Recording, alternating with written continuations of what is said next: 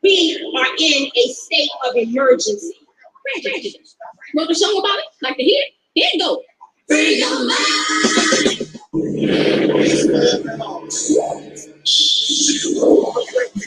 It's all about the unity.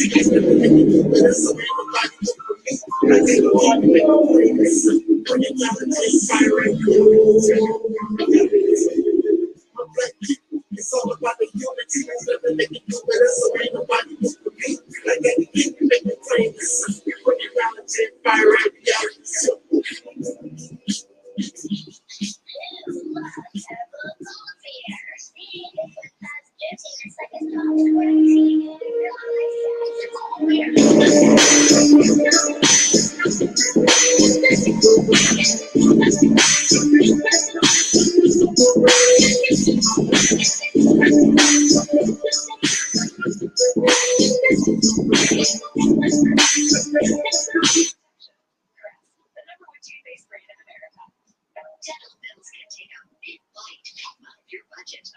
especially if you're retired. Affordable dental insurance from Physicians Mutual Insurance Company can help pay for over 350 covered procedures like cleanings, fillings, crowns, even dentures. There are no deductibles, no annual maximum. Peace, family, knowledge. I'm so Sista, and I just wanted to say thank you for all the information we have today to the medical people that help provide. And I give you so much advice that you will also want to be a part of that. I just want to say, for all of you that donated I will do because we to the big heads and the right to be and so thank you for support.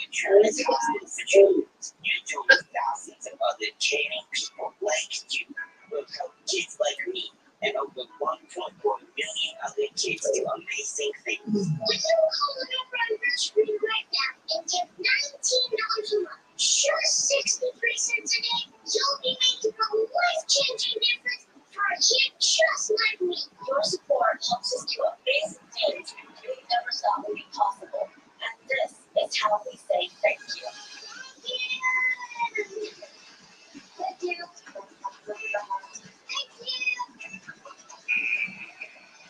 Thank you. Because of your support, we can say thank you by having the life we want to have. Free your mind! You're never gonna get it. You're never gonna get it. It's gonna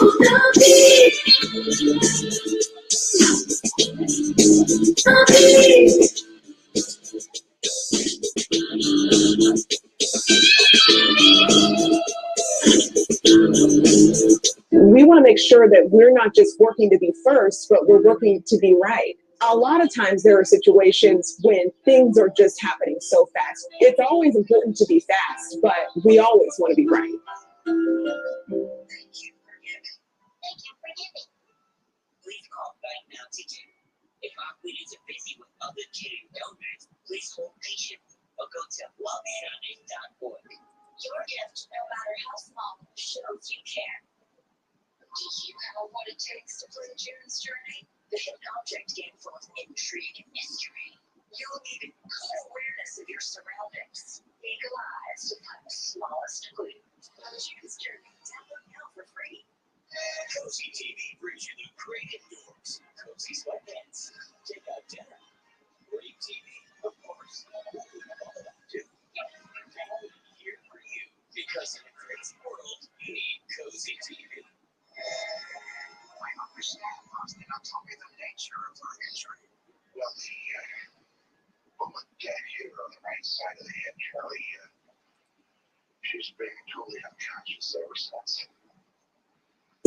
I ordered this book, God is on Trial. I ordered this book from Amazon, and I must say I read it.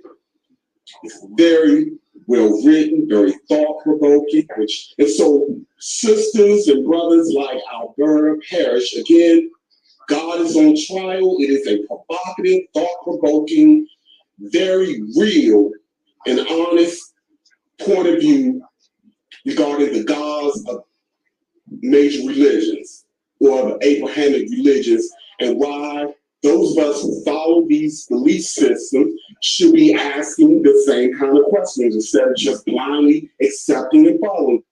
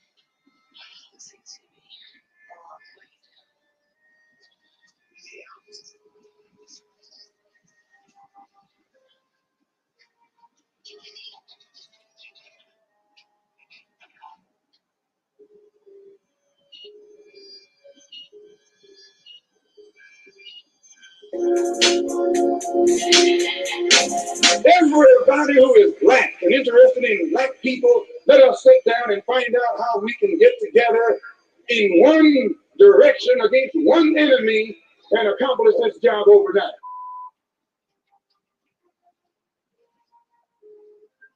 This is Dusty Basement Studios, and we approve of this message.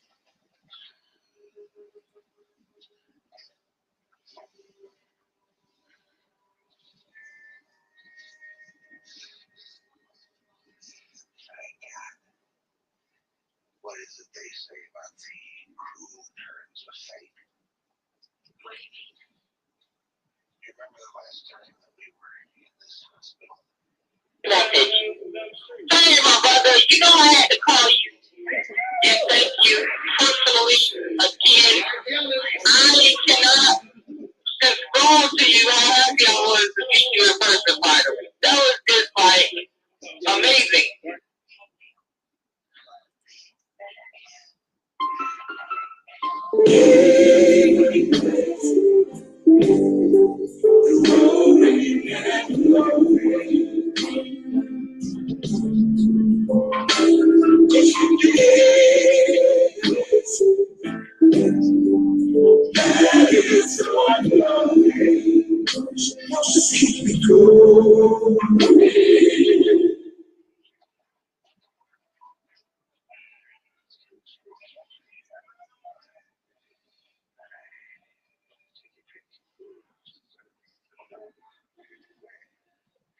Reminded.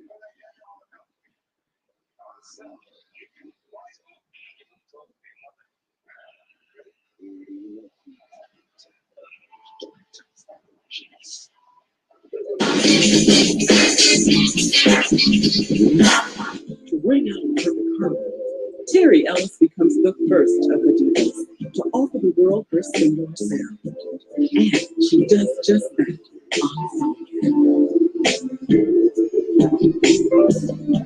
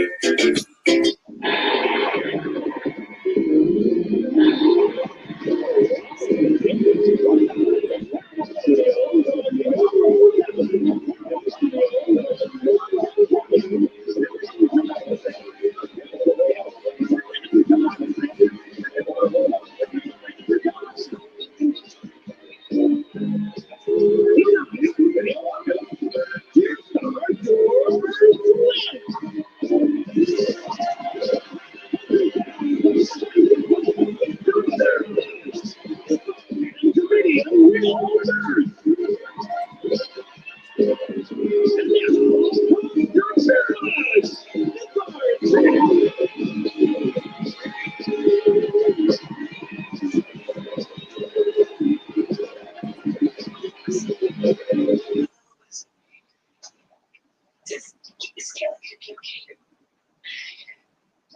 sorry, I can't tell yet.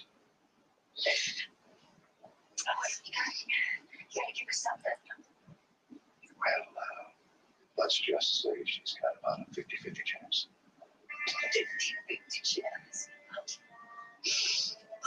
Hi, I'm Nicole Hockley from Sandy Hook Promise. I know this is hard to hear, but it's important. The shooter who murdered my son carried an AR-15 into an elementary school and killed 26 people. You know what really grinds my gears? Nobody's come up with a new priest and a rabbi joke in like 30 years, you know? I mean, okay, the priest and a rabbi go into the supermarket, and the priest wants to buy a ham, and the rabbi says, I can't eat it. It's forbidden. Couldn't eat it. Not allowed. Pigs are like superheroes to them. Is it perfect? No. But I don't see you coming up with anything. And that, people, is what grinds my gears. Tom, you know what really grinds my gears? This.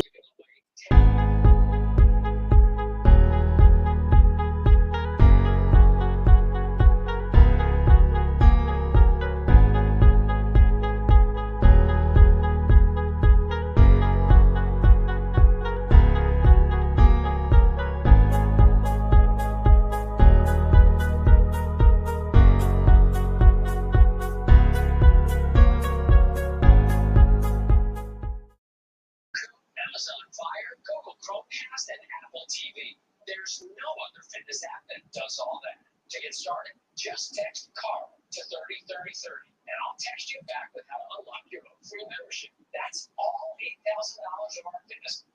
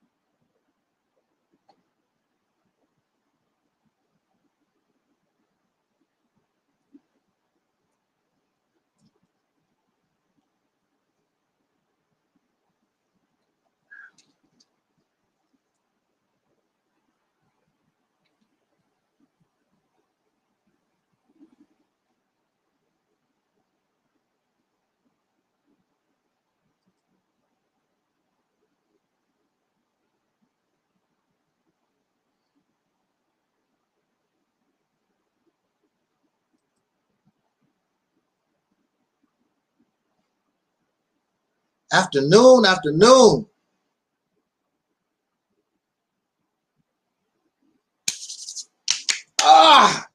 Woo! Now, for those of you who are familiar, when I start off that way, there's something that grinds my gears.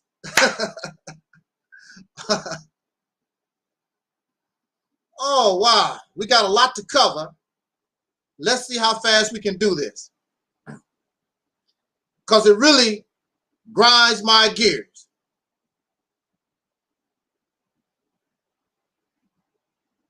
One of the things that grinds my gears about the once called American Negro, the African Americans, Black people,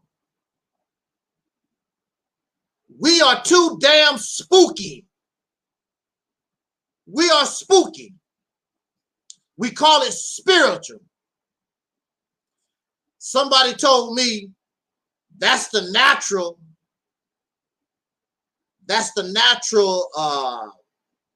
or the nature of Black people to be spooky.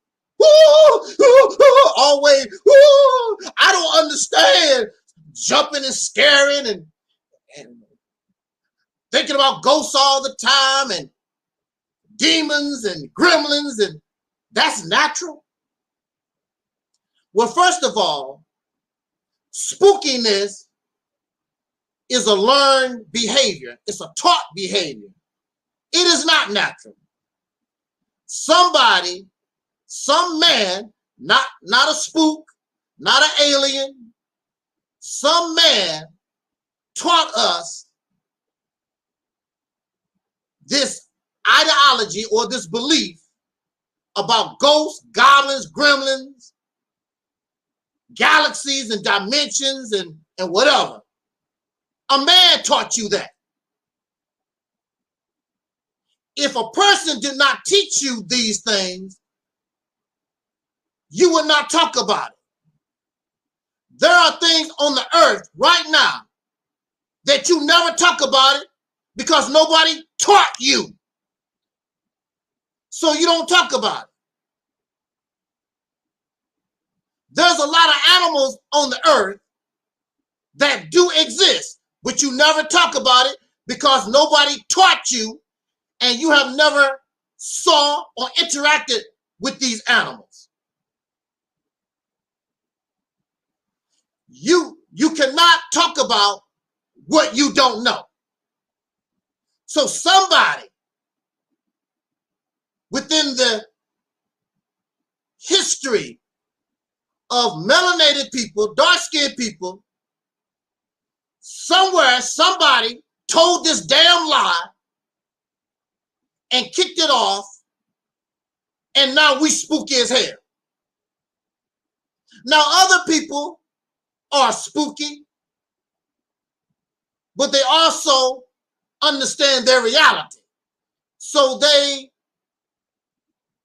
believe in a higher power. They believe in something superior to themselves, but they understand that I have to go to work. I have to put seeds in the ground.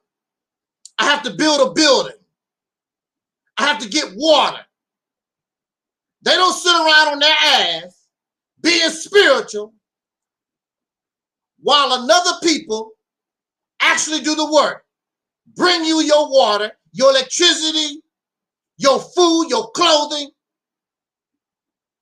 That's what black people do in America and in Africa. They waiting on somebody else to do the work while they wait on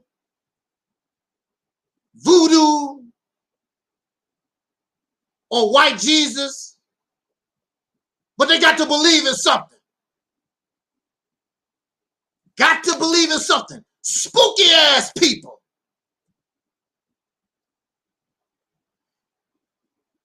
And this spooky mentality keeps you on the bottom. Matter of fact, wherever you find spookism, spirituality, you will find the people on the bottom. Spookism, spirituality does not make people rise to the top. Spookiness causes you to be on the bottom because it's not real. And since it's not real, it cannot cause within you the appropriate activity in order to blend in with the real world. You on the bottom. Is that my fault? No. That's your fault. These black scholarship teachings, more spookism, more fantasy, more fiction, more lies for you to believe in. You got rid of white Jesus and you brought in black Jesus or some kind of form of Jesus. The only thing you did was flip-flop, twist things around, and you still have the same belief, the same mentality, but now you feel better because God is black. Because now you change this God. Since nobody has never seen this God, you can make God into whatever you want. God can be this Swiffer mop thing. God can be a box. God can be whatever you want to as long as you believe in it. Y'all some spooky ass people. This is one of the reasons why they don't like coming to this channel, because I don't do that. I don't need to believe in God. I don't need to believe in some kind of spook. I don't need to believe in gremlins and other worlds and whatever. You're going to tell me about the fifth dimension, the third dimension. You don't even know about the earth. We can go to the library or on the internet right now, and you don't know nothing about the earth. But you're going to tell me about the third dimension, the fifth dimension, planet Ibn'rad or whatever, and you don't even know the earth. So how can you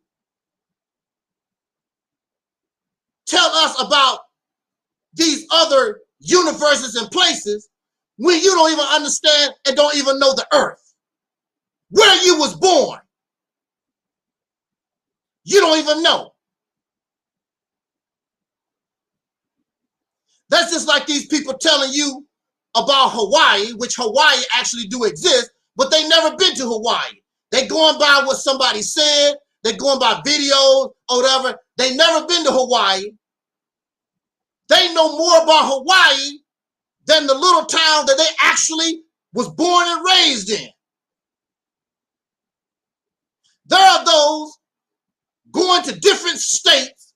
I'm going on vacation. I want to see this. I want to see that. And don't even know that the state that they were born and raised in have all this other stuff to offer. And other people, wherever they live, coming to your state to see what you got, and they're not tripping off what they had in their state. Absolutely, Deacon. Never been to the bottom of the ocean. It's so much on earth that we don't know. That we don't know. But you're going to tell me, and you're going to talk to me like you had an experience and you know about the third dimension, these galaxies and universes and whatever. You don't know nothing about the earth. Hell, you don't even know nothing about the economics of the country that you live in. Some of you don't even know the capital of the state that you live in. You don't know who your order people are. You don't know how the school was put together, or how the law, how the justice system works. You don't know the earth. You don't even know your own personal situation. But you're going to tell me that you know about God and the universe and the seventh dimension, the third dimension, and all this spooky ass stuff. That really grinds my gears. Y'all some spooky ass folks.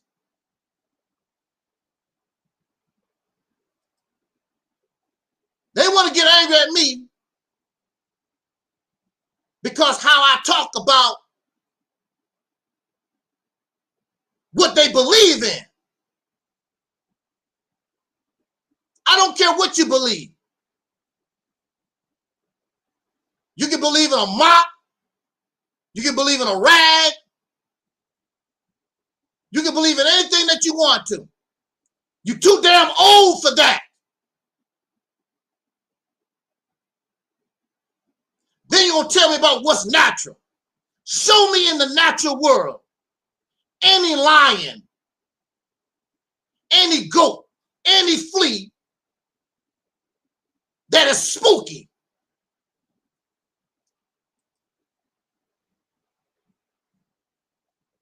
Show me in the natural world spookiness in the natural world. A monkey that believes in God. A turtle that believes in God. Show me how an ant is spooky. All animals, all life on this planet deal with reality.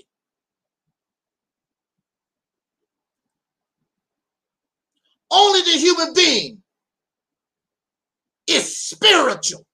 Only the human being is spooky. No other life form. And this is because of your superior brain. But some of the most dumbest ass folks is the most intelligent. This we know. Some of the most intelligent people do the most dumbest ass things you ever saw. It make you scratch your head. Damn. As smart as that person is, how did that happen to them? Y'all spooky. I can't do it. Then you have the nerve to make mockery of little children and their invisible friends. And that's all you have done. Found you an invisible friend. That child can never show you the invisible friend, and you laugh. Hey, twin, your daughter got an invisible friend. We don't see nothing. And you make the poor little girl, the poor little boy cry. This is my little friend, Melvin. And you joke and you laugh at them because you don't see nothing. But now, when we put your Jesus, when we put your Muhammad, or your voodoo, or your astral projection, all this other stuff, when you put all that stuff on the table, you don't like that. And you start crying. But you would turn around and laugh at the child with their invisible friend. What grinds my gears? Black folks, soul brothers and sisters, you're too damn spooky. We want to talk about this spookism. Not only in religion, but these black scholarship conscious Pan-African teachings. I just watched one of my old videos talking about Umar Johnson, and he was gambling, and he was losing. And he said,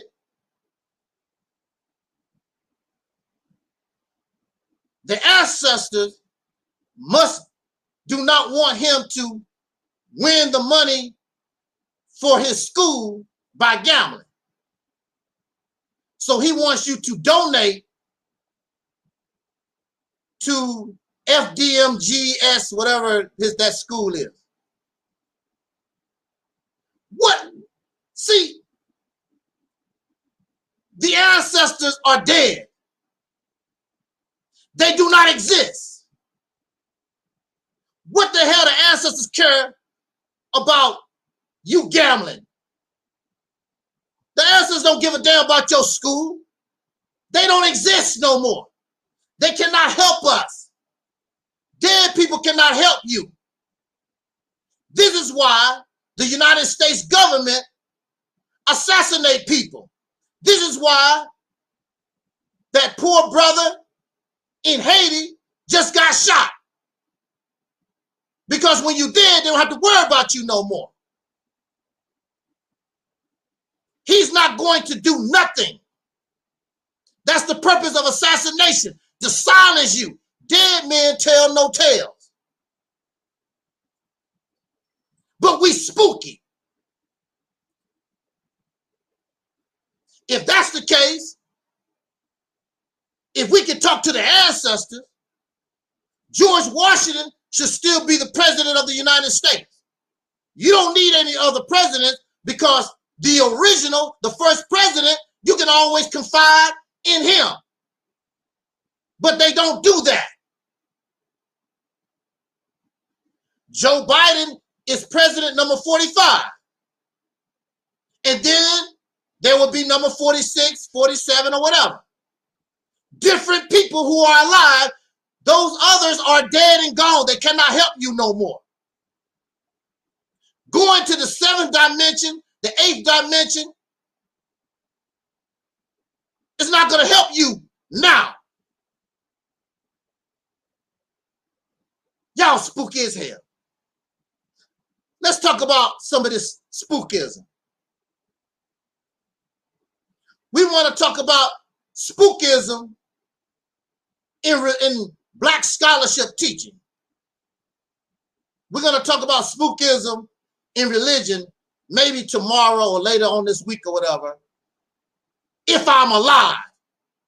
Because there's no guarantee I will be alive. I understand that. That's the reality.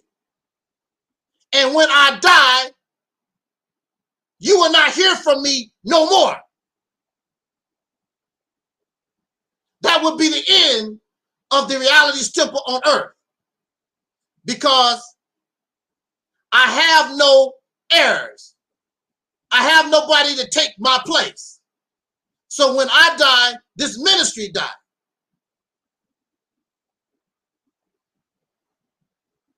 So I understand that. And you will suffer your greatest loss. You will. Because you need to get out of spookism. Whether it's religious or whether it's historical.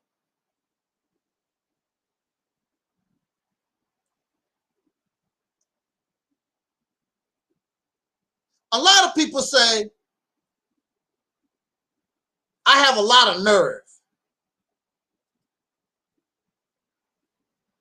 I have a lot of nerve to talk about religion and spirituality the way I do.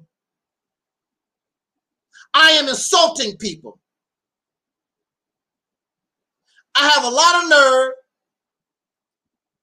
to talk about Black scholarship, Pan-Africanism, Hebrew Israelitism, and all this black stuff. I have a lot of nerve.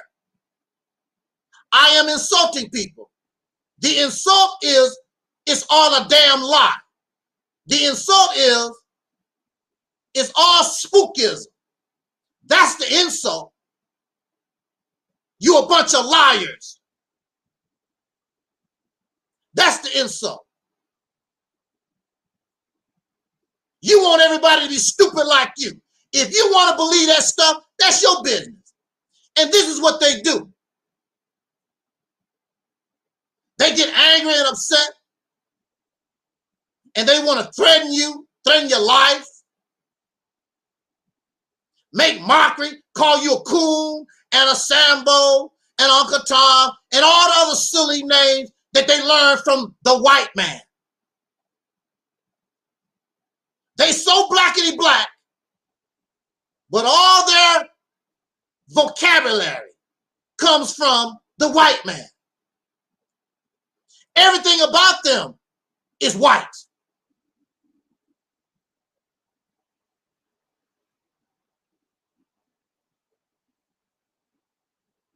I have earned the right to talk about religion because I was part of it.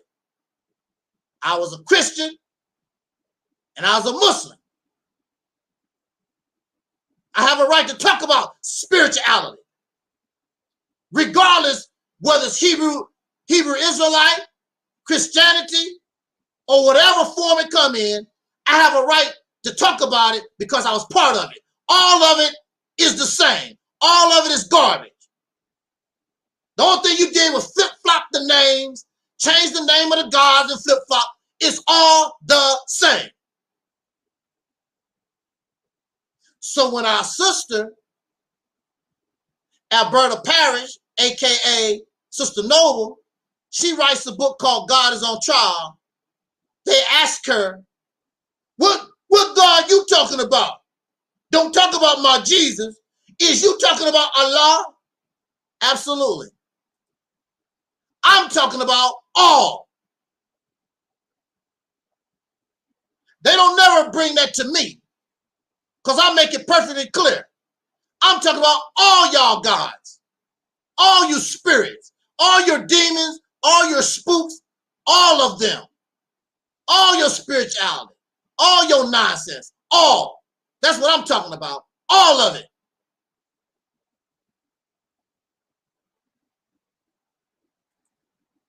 All of it is garbage. And if you don't like how I talk, then kick rocks. Most of the people that can't hang have gone from this channel.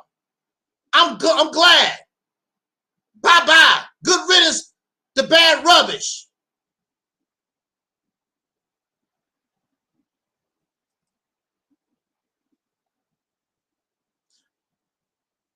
I have been told there are at least over 5,000 of these gods. Hell, which one we supposed to choose from? Everybody say their God is right. I'm telling you, all of them is wrong. They don't exist. How long has YouTube been? Since 2005? Nobody has brought God to the live stream. Nobody. None of these gods. They want to prove to me and us about God because they read a book. Read a book by a man that never met God. You need to do your research. We want to talk about the religious side of spookism tomorrow, or we're going to talk about it later on in the week. If I'm alive. If I'm alive. We want to talk about spookism in Black scholarship consciousness today. And this spookiness, these teachings have turned many of you from simple Black pride or pride in your people. It has turned you into a racist wannabe, a racist in training. That's what it has done. You're no better and you're no different than Adolf Hitler and the Nazis. Matter of fact, some of these folks sound just like Adolf Hitler and the Nazis, just a Black version. Sound just like them. Think just like them. Matter of fact, they would even reference, well, the white man do this, Adolf Hitler done that. What the hell? What's up with that?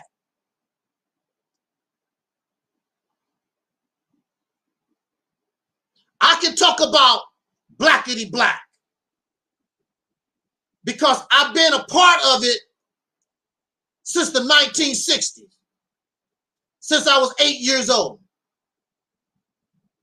I've been a part of it for 40 years. And the reason why I'm speaking out against it is because it's a road to nowhere.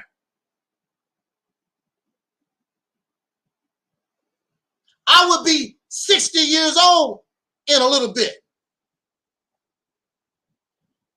And I have been involved in the blackity black stuff since I was 8 years old. They have accomplished nothing. Whether it's Pan-Africanism, whether it's Kemet, whether it's the Moorish Science Temple or the Hebrew Israelites, whatever form the blackity black, whatever form it takes, they have accomplished nothing. You're wasting your time. They're telling you lies. It's a road to nowhere. Don't get caught up. Don't get caught up. Like I was saying in an earlier video, don't let the smooth taste fool you.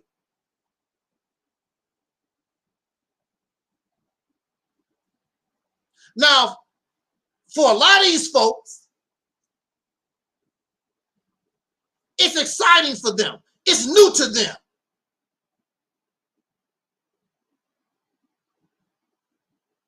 I understand how you feel, because I was you at one time. Matter of fact, I was worse than you at one time. Because I was willing by myself to go assassinate the president of the United States. That's how crazy I was as a teenager. I was ready to go to war with this cracker once and for all when I was blackity black and I was a teenager. The hell with having a job. The hell with get a doctor's degree. Civil war. That's how I thought. Y'all not crazy like I was. The only thing that held me back was Minister Farrakhan and that docile ass religion. That's the only thing that was holding me back. I'm ready to fight. And even the Quran said, fight with those who fight with you. And I'm looking at the nation of Islam. How come we ain't fighting? The only thing we do is sell bean pies. Oh, but we go to war with each other. They had no problem harassing and stalking Malcolm X until they finally killed him. But when it comes to the real enemy, oh, let Allah handle it. I can't do this no more. Black power supposed to be, it's supposed to be a vessel or tool to fight against white supremacy, not other black people. But that's all you see these blackity black folks ever do. They fight and beef and kill each other. And these are the blackity black folks. These are not the regular average Negro on the street. These are the blackity black folks. They hate the black woman. You have all kinds of men on YouTube. That's all they talk about. Hate of the black woman 24 hours a day. You don't see them challenge the alpha male in the society. Challenge Donald Trump. Challenge Joe Biden. Challenge them crackers in the Congress and the Supreme Court.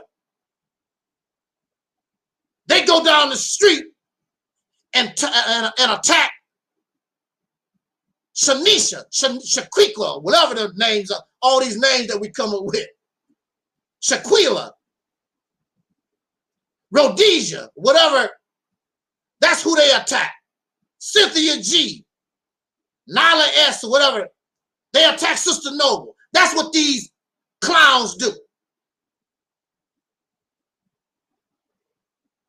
Black scholarship teachings is not real history. It's not real culture. It is a response to racism. That's why a lot of them don't even call it history. They call it the teachings. You don't believe in the teachings of Noble Drew Ali? You don't believe in the teachings of the most honorable Elijah Muhammad? You don't believe in the teachings of Marcus Garvey? The teachings, not real history, not real scholarship.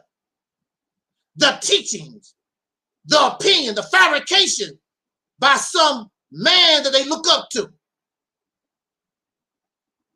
Spookism. It's not real. And even Marcus Garvey and Noble Drew Ali and Elijah Muhammad, they got the spookism from somebody else.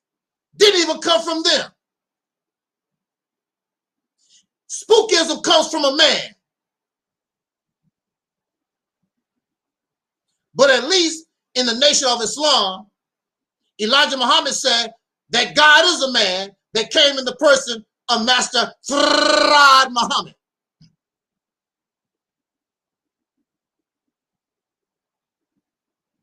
Master Ibn'rad Muhammad made it very clear. I come to teach your happy ass, and you're on your own. If you live, you live. You die, you die.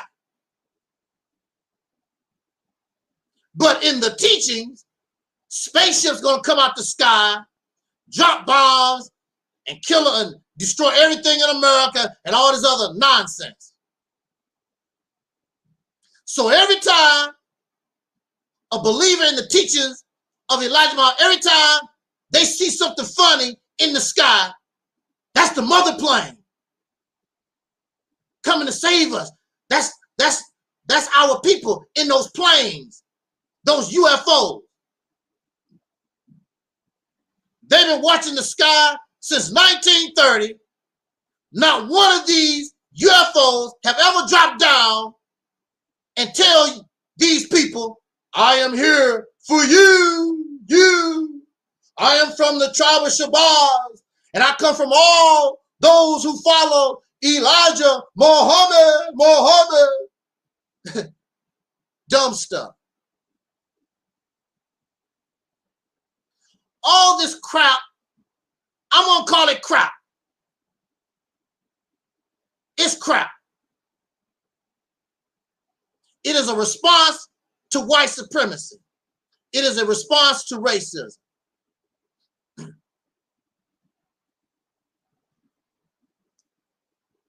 There is no archaeological or other evidence to support these teachings.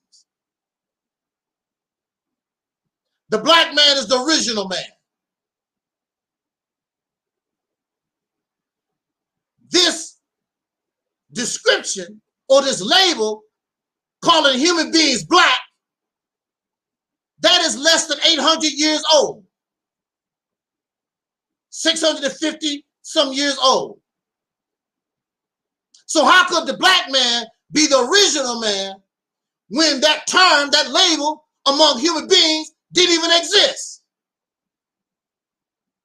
It didn't even exist. The black man is the Asiatic black man, the maker, the owner, cream of the planet Earth, God of the universe. There's no evidence that a human being can create a planet. You can create a turd. You can do that. There's no evidence you can create human beings can create a planet. There's no evidence that a black man or any man created the universe. If you created the universe, shouldn't you be able to live in the universe? But you can't. The only place you can survive is right here on the earth. It's all that you know. You was born on the earth and you will die, rot, decompose, and go back to the earth. Ashes to ashes, dust to dust. The Bible or the Quran don't talk about you creating no damn universe. All the credit goes to God, not no human being. Ain't no black man created the heavens and the earth. Well, the black man is God. Well, if the black man is God, you can't even pay your damn utility bill. You can barely pay your rent. You didn't even make that car you drive, but you created the heavens and the earth. How the hell did you create the heavens on the earth and you end up on a slave plantation? Riddle me that, Batman. How the hell did the maker, the owner, the cream of the planet Earth end up on a slave plantation? By people that you say just came out of caves. Talk soul to us this afternoon. How is that possible? These dumbass don't make any sense teaching. Black, African, Negro, colored, these labels did not exist until the white man brought it into existence. So if Master Farad Muhammad, according to the Nation of Islam, is teaching that the black man is the maker, the owner, cream of the planet Earth, God of the universe, the black man did not even exist. There was no black people prior to the white man labeling melanated people African and black and Negro and colored. Didn't even exist.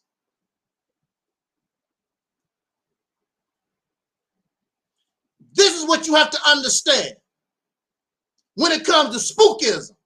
Remember, these are teachings, these are beliefs.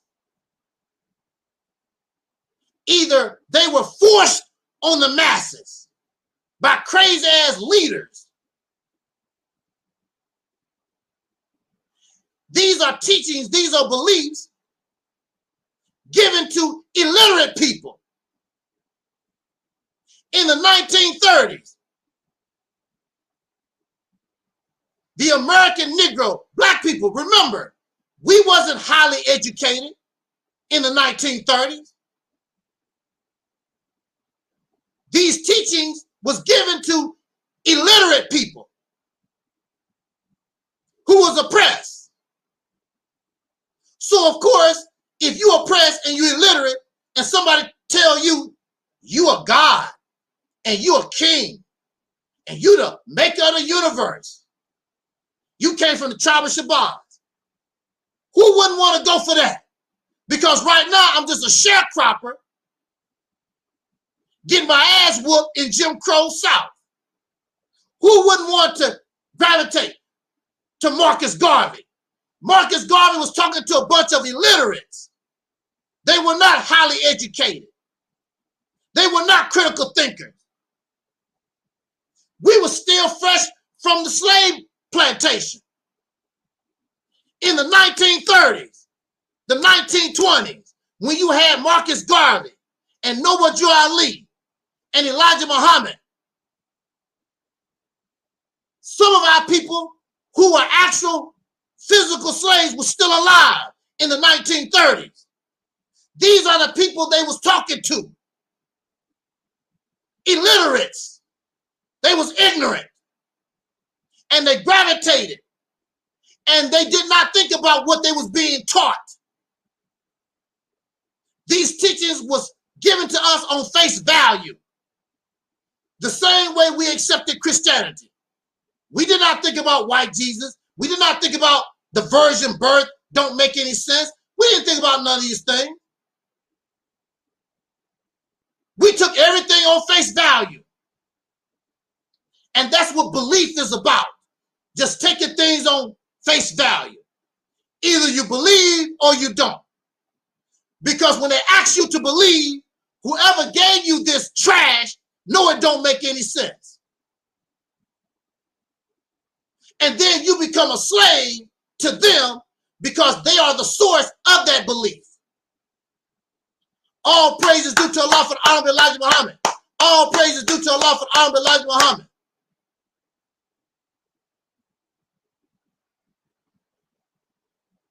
We become a slave to those who can represent that belief.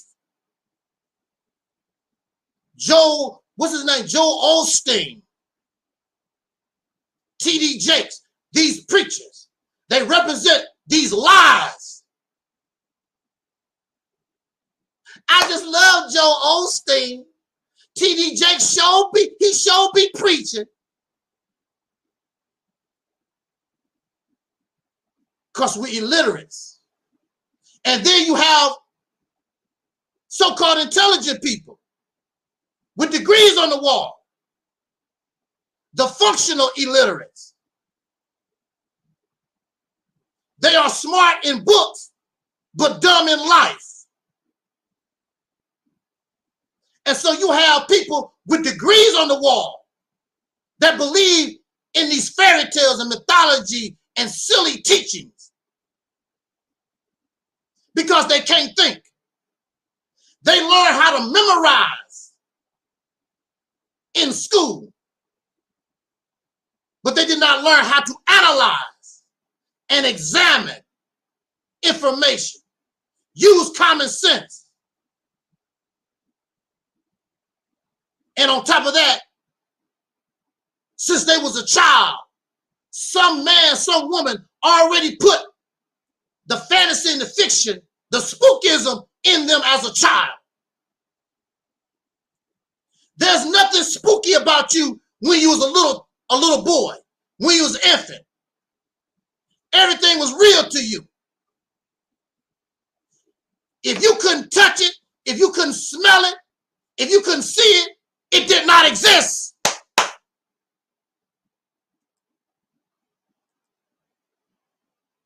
Talk so to us. When you was an infant, when you was a child, if you could not see it, if you could not smell it, if you could not taste it, if you could not touch it, it was not real. And now here you are as a grown-ass man, grown-ass woman, and y'all spooky as hell.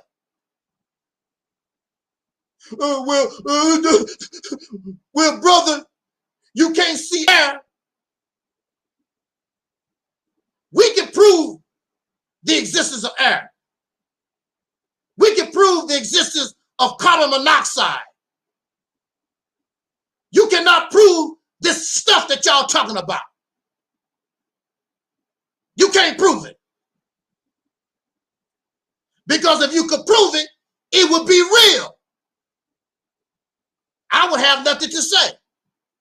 It's not real.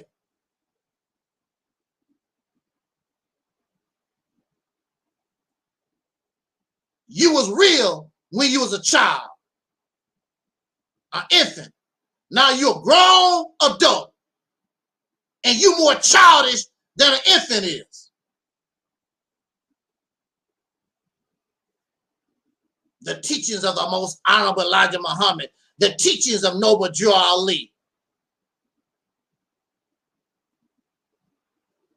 And the list goes on and on. Silliness, foolishness. Wherever you find people with this kind of mindset, they are on the bottom. Do your research. Do your research. I don't have to do no research. I already know. Do your research. Examine the poverty-stricken, the oppressed around the earth. They will tell you about their spirituality, their spookism. And that's why they remain in the condition that they are in.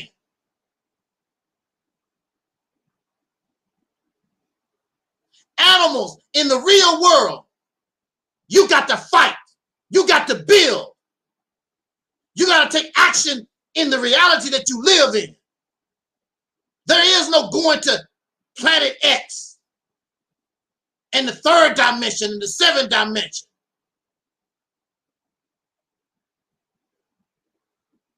You got to fight for yours. But since you're waiting to go to the third dimension and Planet X, you'll get yours when you die. And we will never see your happy ass again. So we will never know if you got what you're talking about, because we'll never see you again.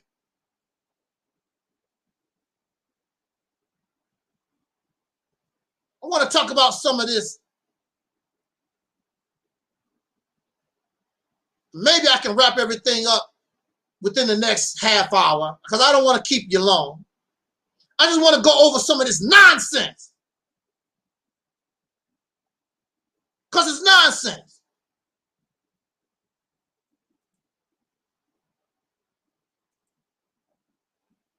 This stuff grinds my gears.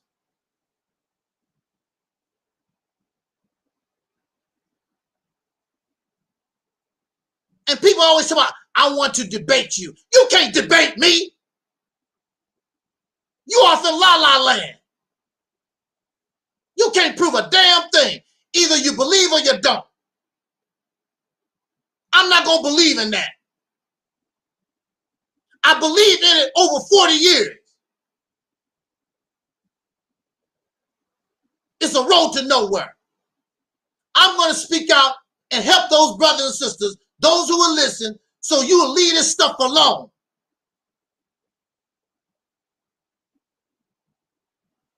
It's not going to get you anywhere.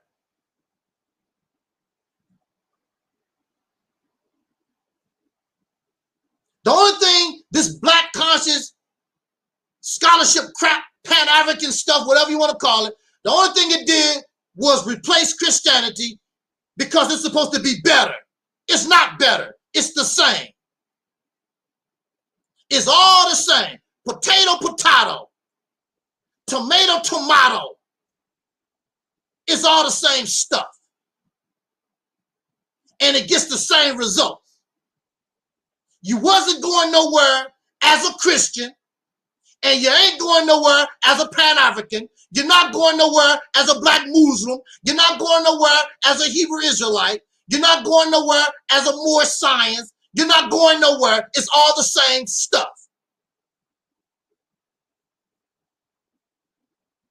It's like a car stuck in the mud. Your tires just spin, but you go nowhere.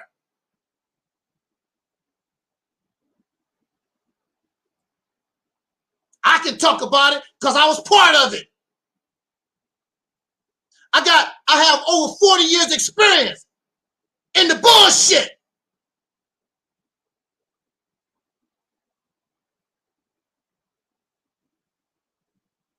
I can talk about it. Wasted my time. 40-some years. Waiting on the God. Waiting on the Travis Shabbat spaceship come out the sky. I feel so stupid now. But I didn't know. I didn't know. There was nobody like me around to tell me. That's garbage. It was one atheist brother. When I was in the Nation of Islam, I met on the street. It was one atheist brother trying to talk to me, and I blew him off.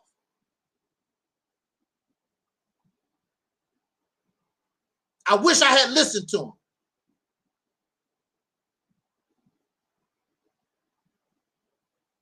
But atheism is no better, because atheists believe in some stupid ass stuff too.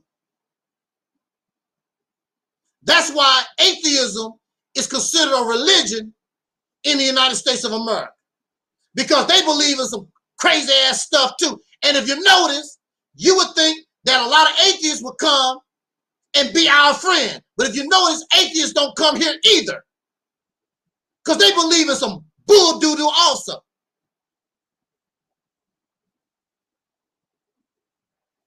We don't keep it real or nothing at all. If I cannot keep it real, I'd rather shut the hell up. Atheists are spooky too.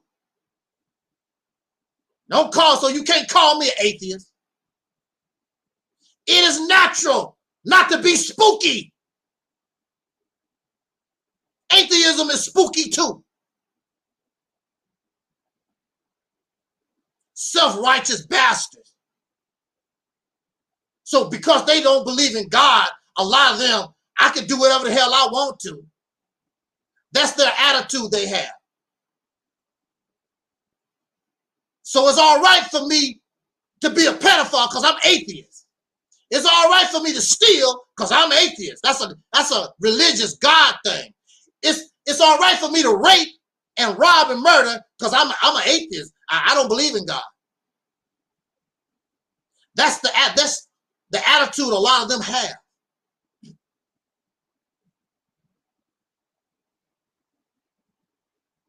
So I have some bits and pieces of some of these teachings, and we want to talk about it a little bit. Then we're going to call it a day.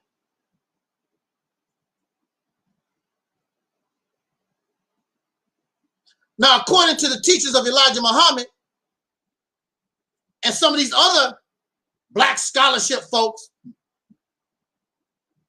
the black man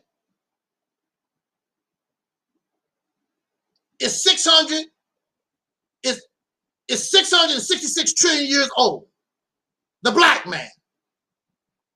We've been in existence, melanated people been in existence 666 trillion years or longer. I heard young Pharaoh say that the black man,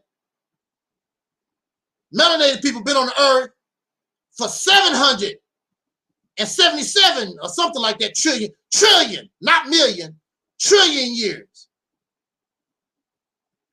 Now, according to the scientists regardless to their race on the planet, the earth itself is less than 6 billion years old. 6 billion. There's no archaeological evidence that human beings been in existence for 666 trillion years. If that's the case, and the earth is only 5 billion, where the hell was they living? Where the hell was they living at? Because the earth is only about 5, 6, 7 billion years old at the max. Where was these black folks living? They weren't living on the earth because the earth didn't even exist. And then when it did come into existence, it took millions of years to create the environment so human beings would be able to live. See, this stuff don't make any sense to me. That's why it grinds my gears. It should grind your gears too. Stuff don't make any damn sense. So you can feel good. And so what if black people was around for 666 trillion years? Your ass still end up on a slave plantation.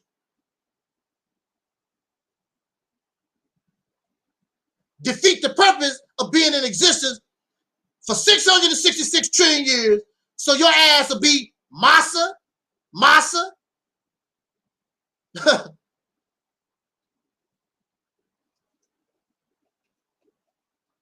It don't make any sense. Now,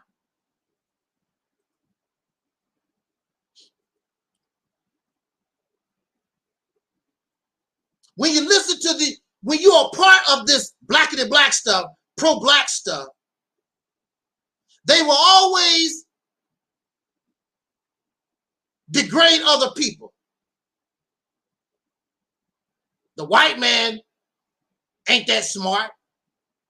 Chinese people ain't that smart. The Mexicans not that smart. This is what you will hear in the pro-blackness community. Scholarship. Look at the pyramids. Look what we did in Egypt. Look what we did in Timbuktu. The black man is the first man on the planet. Everybody else on the planet is stupid.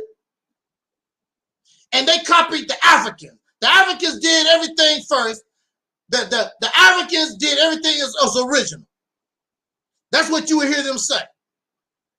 The first one that took a dump was black people. Now, when they talking all this crap, the black man is the original man, Asiatic black man. You have to take the bad with the good. The African was also the first rapist. The African was the first homosexual. The African was the first pedophile. The African was the first woman beater, child molester, the first murderer, the first drunk, the first drug addict. Since you want to talk about all these first, you better put them into the equation too. They skipped those things. And they are doing it in Africa right now. They are pedophiles. They are woman beaters, child molesters, thieves, killers, rapists, all those things right now in 2021. And they was that originally back in the day. Another lie that they tell is black people, melanated people, was holy and righteous before the white man. There's no archaeological evidence. There's nothing to support that melanated people, dark-skinned people, prior to the white man, was holy and righteous. That's a damn lie. You are a liar. You have nothing in support. the nature of the black man is holy and righteous. You're a damn lie.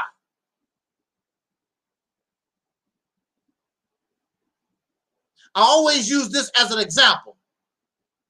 The nature of a goldfish is being docile. The goldfish is called a community fish. For those of you who raise fish, you know that you can get a goldfish and you can put a goldfish in any aquarium and they get along with any other fish. There's no problem. Goldfish are very docile. You don't see them fighting and causing trouble. They're just a docile fish. No matter what the breed is, whether it's a black Moor or a comet or a koi, goldfish are just some docile fish. That's their nature. If holy and righteousness was the nature of melanated people, then you wouldn't be a damn pedophile. You wouldn't be a murderer. You wouldn't be a woman beater. You would not have no history of war in Africa, but you do. Africans are murderers, they're rapists, thieves, liars, slanderers, and the list goes on and on. If your nature was holiness, if your nature was righteousness, no matter what happened on the earth, that's not going to change your nature. Like the nature of a cow. How many of y'all ever saw cows fighting? Deacon said, we were the first at being losers. Absolutely right. Getting your ass whooped. Now, they brag about Kemet. And they brag about the high science of Africa. Where was your science, sir? Where was your science, ma'am? When somebody else created gunpowder. Huh? Where is your science at? Because the Africans clearly did not create gunpowder. The Africans did not create the gun. See, what we have to understand here is you're dealing with conquerors and the victim. You got the conquerors and the conquered. Prior to the Europeans, these melanated people, these Native American people in North America, wherever you find a patriarchal society led by men, because men are violent, men are domineering, men are arrogant, and they fight amongst each other for supremacy. You will even see some of this in the animal kingdom. It's my way or the highway. If a male lion did not father those cubs, he's going to kill all of them. My babies. I wish we had that type of attitude as men today in 2020. I wish we had that attitude. And speaking of male lion, they always talk about the African lion. Do your research. Lions live in Asia. Lions also used to live in Europe. Do your research. Lions are not exclusive to Africa. Lions are also in other places. You have the African elephant and you also have the Asian elephant. Everything is about Africa. Africa do everything. But guess what? Africa got her ass whooped. When you are there alone with your little spears, killing each other, going to war, fighting, it's all gravy. But then when a new man show up on the scene with superior weapons, that's what it's all about. If you do your research and you got the information, you'll find out whoever got the baddest weapons is the one on top. And that's what happened. Even in Africa, when you watch Shaka Zulu, whoever had the baddest weapons, the best technique in war was the one who was on top. It wasn't about, ooh, the white man is the devil. I can guarantee you, there are African people who call Africans devils. The one who get their ass whooped always gonna call the one that kicked their ass a devil or Satan or Lucifer because you got your ass whooped.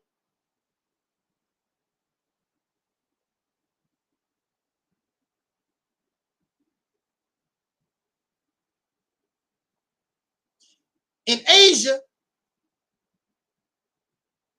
I don't know a lot about Chinese history, but I do know in Asia, I forgot exactly, it was one Chinese tribe that was dominant over another, but the lesser tribe invented gunpowder and the first guns. And that turned the whole thing around. And the science of the gun, of course, they began to learn it in Europe and whatever. Gunpowder and guns changed war. And the Africans, with all their science that you're talking about and all their technology, you tell me why, if they so damn smart, why didn't they develop a weapon that could challenge guns and gunpowder? The best weapons that Africans have right now to this day, they got the technology from white folks or the Chinese. They ain't developing a damn thing. Still on the bottom. And you know why? Because they are spiritual. The most spookiest people on the planet. Africa is spooky. And Africa is on the bottom because they're spooky, just like your happy ass is on the bottom. Happy ass losers. And you got all these teachers that make you feel good. But the reality is you're a loser. You're on the bottom. And you as a man, you feel pathetic and weak. You can't challenge the powers that be, so you turn on the sisters. That's what has happened. You turn on the sisters. Always want submit to the man. Submit. You got, and it's so pathetic because you got to ask her. Look.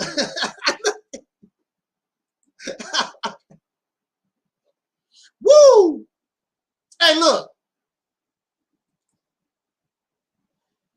It's still pathetic because you got to ask her, will you submit to me? Huh? Terry, will you submit?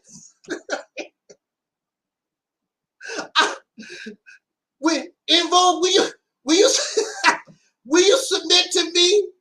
I'm the leader of the household. These other men take.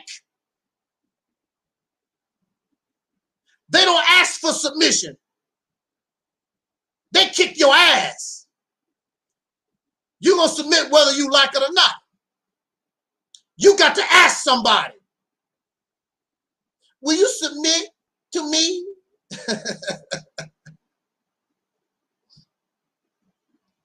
It's not about God and devil. It's about the conqueror. Who has the best weapons? Who has the best technology? Who has the best fighting strategy? That's what it's about. The Africans do not have the best technology, fighting strategy, or none of these things.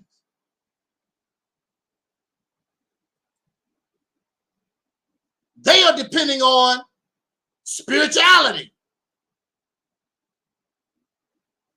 During that war in Liberia,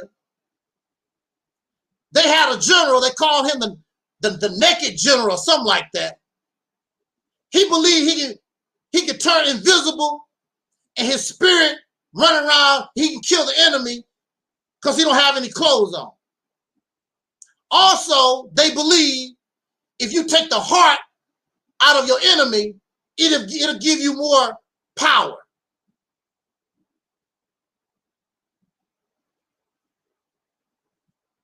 Now, the thing about that is,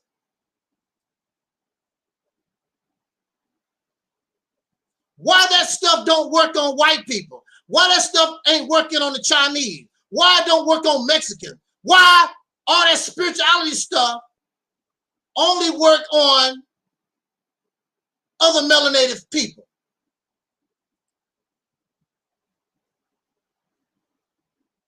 It only worked on other spooky folks.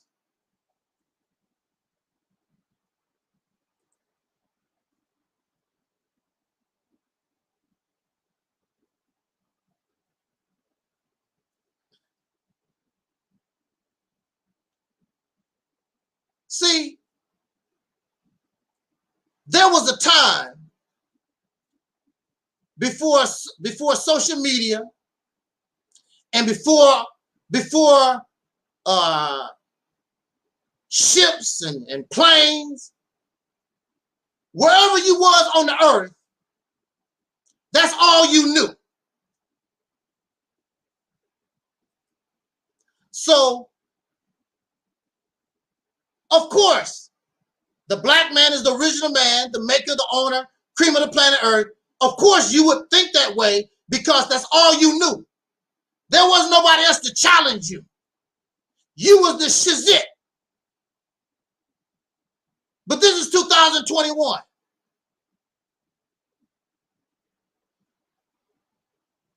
And when those men, when those Europeans, and it did not even take a lot of them. It didn't even take a lot of them. It only took a few Europeans to take over the whole country, the whole continent of Africa. Only a few. And your strategy is, we're going to overpopulate the white man. Keep spitting them babies out, sisters. We're going to beat the white man we're going to outbreed them. Melanated people have always outnumbered Europeans. And your ass was on a slave plantation. Apparently that don't work.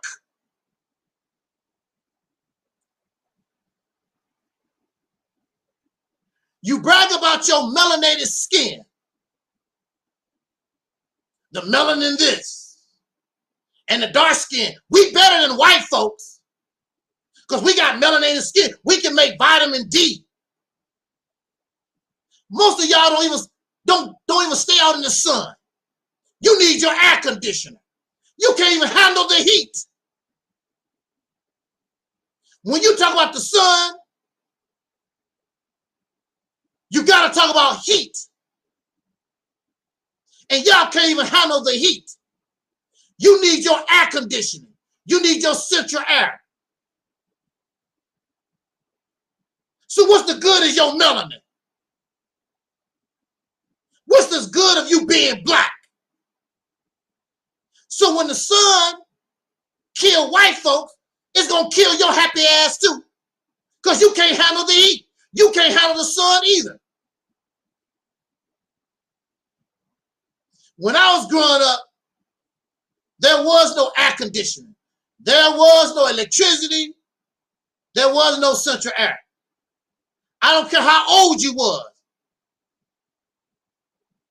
My grandmother and grandfather in the rural South, in their 50s or whatever, and my great-grandmothers or whatever, back in the day, they did this. There was no air conditioning. You just sweat and did this. You can't do it. You too damn spoiled.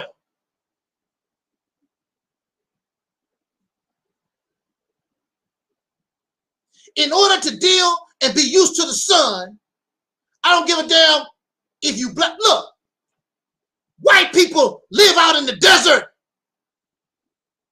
White people live in the desert. How come the sun ain't burning them up?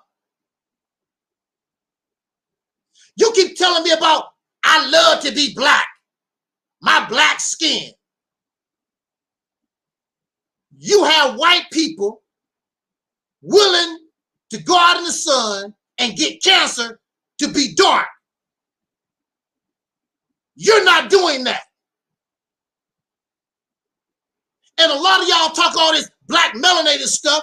Where your melanin at? You a high yellow Negro. You brown. You're not black. You're not dark skinned. Why don't you go out into the sun and get you a suntan and get black? You're not going to do that because you really don't want to be black. That's a damn lie. All these brown, light-skinned folks running around here talking all this black stuff. You ain't black. You high yellow, you red, you brown. You need to take your ass on the beach and get black. Talk about my melanin. You don't have no damn melanin. Where your melanin at? This is black. This is black. Look at me. I'm not this color. Now, I have seen some people. They really dark. They would give this a run for its money. I've seen it. But the majority of these people talking all this black scholarship stuff and blackity black, they are not black. They high yellow, they brown. Where the hell your melanin at? Why aren't you in the sun willing to risk getting skin cancer to be black? They don't want to be black. You don't want to be black like that. You're a damn lie.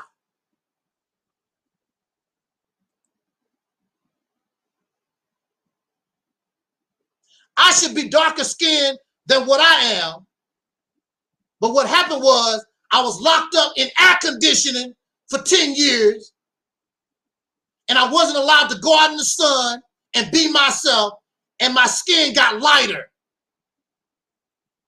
If you don't go out in the sun, if you don't spend time in the sun, whatever little melanin you got gonna get weaker. That's why you need your air conditioning. That's why you need your central air. That's why you can't handle the heat.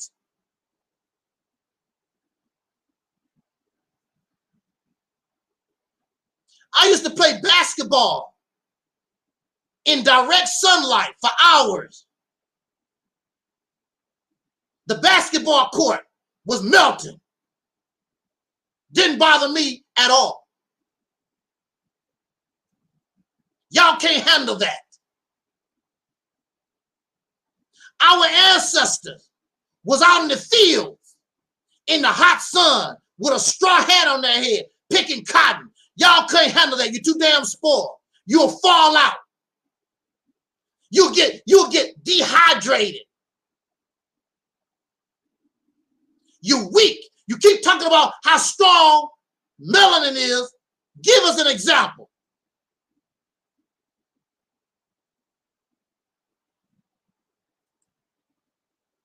You talk about black, you talk about melanin, and you don't even have none. You don't even have no damn melanin.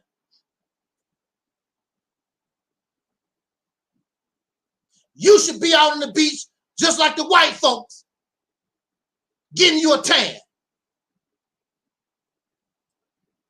But I would tell you,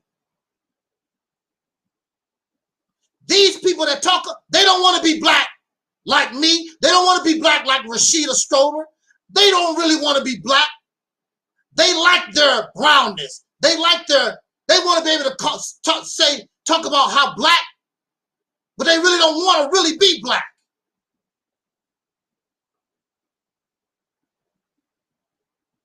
Do you know when you have vitiligo, that's something that Michael Jackson claimed he had. There are treatments for vitiligo that can kill your pigmentation and you can become all light skinned or whatever. But there's treatments to give you your melanin back. I don't see these blackity black folks running around trying to get treatments to get black, to get dark. You liars. You are liars. You like your brownness. You like being high yellow. Talking all this. And the people that's really talking all this blackity black stuff don't have no damn melanin. Here I am, being a dark-skinned man. You don't hear me bragging about melanin. And I'm so blackity black and dark. But the ones who light bright, almost white, oh, my melanin. Melanin is the greatest thing on the planet. And they don't have none. Ain't trying to get none. Get you some. Since melanin is so great, get you a treatment and darken up your skin. And all these blackity black folks should look like me and Rashida Stroller. No, you want to stay brown. You want to stay exactly where you are because you really don't like black like that. You only like the concept. You only like the idea. That's all you like. You don't want to be black for real.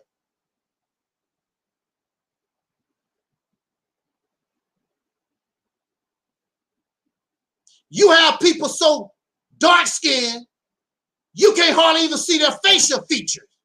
They just blackout.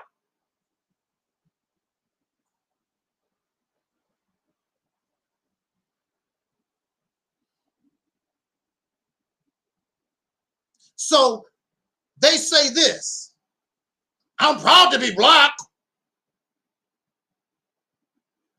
because all things come from darkness. All things come from the black, which is true.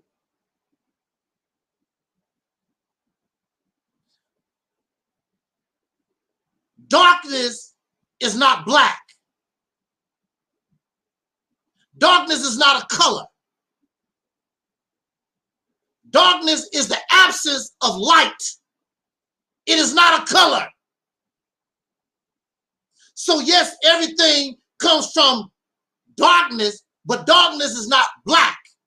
Because when you shine light, or when the light appears, then you will see the color.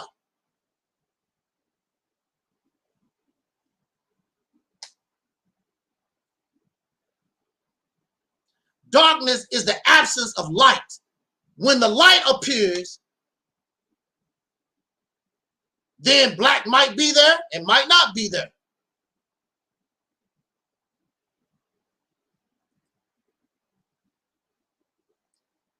We got a comment here. Welcome, the rough. Melanin is definitely nothing to brag about. Forcing bragging and growing long hair, bragging melanin is covert low esteem on our part. Absolutely. That's all it is. Nothing but feel-good rhetoric. Everything in this reality, there's a good side and a bad side. Did you know if you do your research and your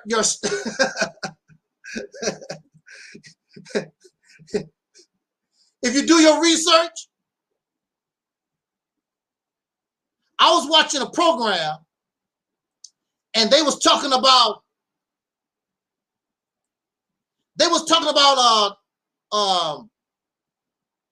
dogs, I think. And they found out the less melanin in this dog breed, the more aggressive that dog was. The more melanin in that dog breed, the more docile they was. I'm going to say that again. Less melanin means more aggressive behavior. More melanin means less aggressive behavior.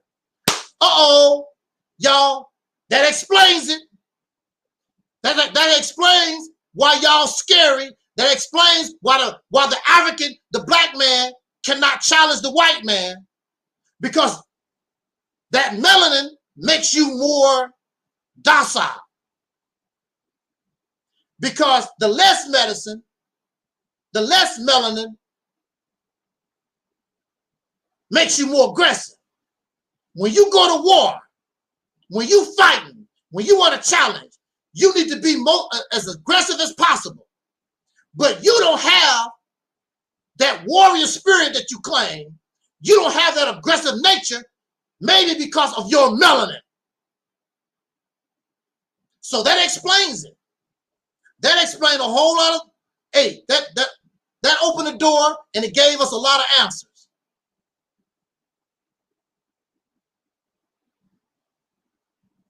They didn't want to talk about our hair. Hey, jumping off the topic about hair.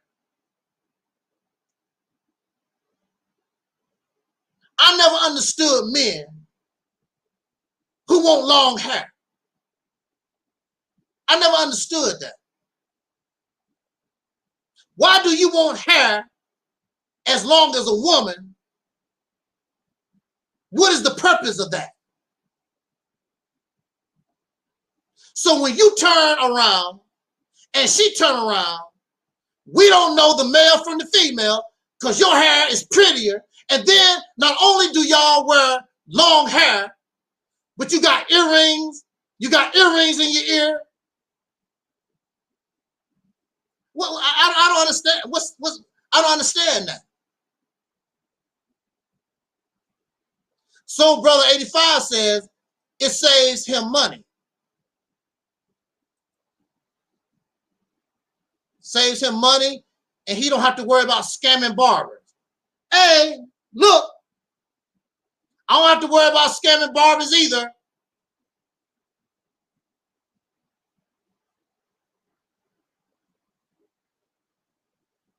And then when you talk about being a warrior, one of the first things that happen to you when you go to the military, they cut your hair off. Because if you're a warrior, if you are in a fight, anywhere, because I know me, there's two things that I love. If I'm ever in a physical confrontation with somebody, when I'm dealing with a man, my first number one target is his penis. That's what I want. I've never dealt with a man, if you hit him in his penis, he's gonna drop. I don't care how big and tough he is. You hit a man in his penis, he's gonna fall. Another thing I love is when a man has long hair. Because when you grab that long hair, when you pull that long hair, that head is gonna go wherever that hair goes. I'm whooping your ass. Have you ever got strangled by your own hair? Some of these brothers' hair is so long, you can actually use their own hair to strangle their ass with. That's not a good idea. And it makes you look girly. You have more hair than your girlfriend do.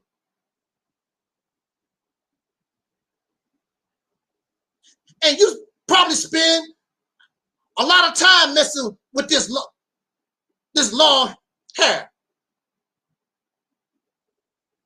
I hope the Deacons don't never make a video and they on the video, yeah, Angel and Angel Snub 7.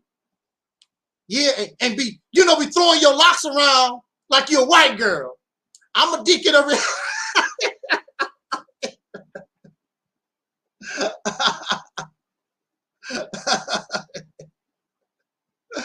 Oh, anyway, that's personal preference.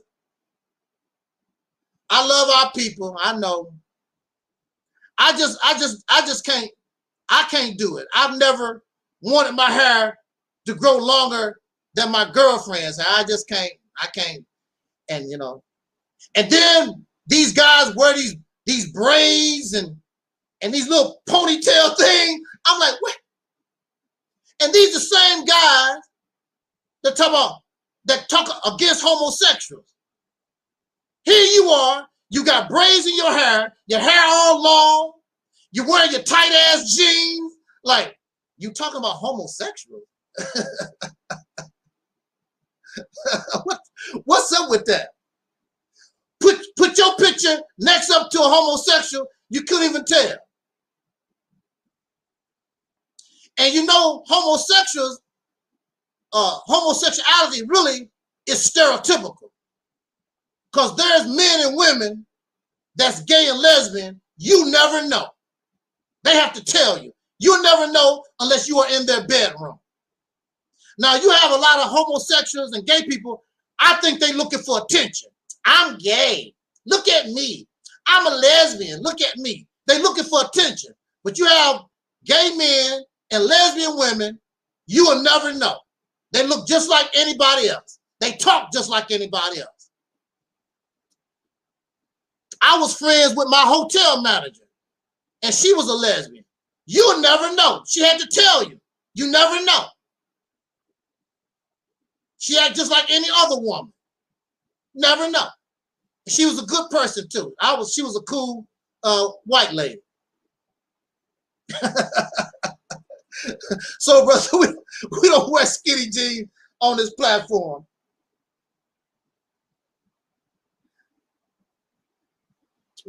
I know I don't. I don't. You know, the skinny, I don't. No, I would advise leave the skinny jeans alone. And actually, I would advise you to stop wearing them damn briefs, because them briefs ain't nothing but trouble. First of all, them damn briefs cramped you all up, and then they're all up in your ass and all. Leave them briefs alone.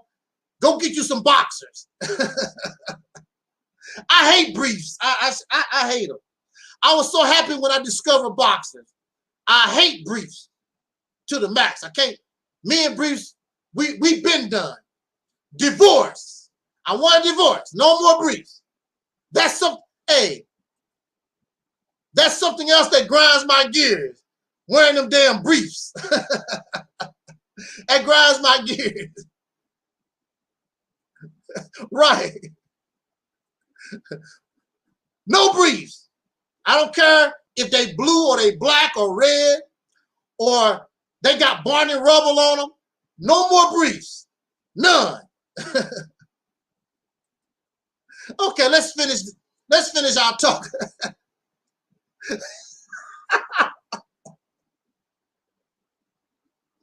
Let's finish our talk up and call it a day. You know,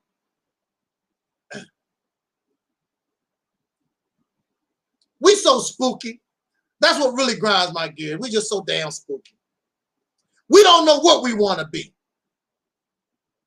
That's why it's good for us to come together and we have our own territory. And the elders, I ain't talking about no spooky ass people.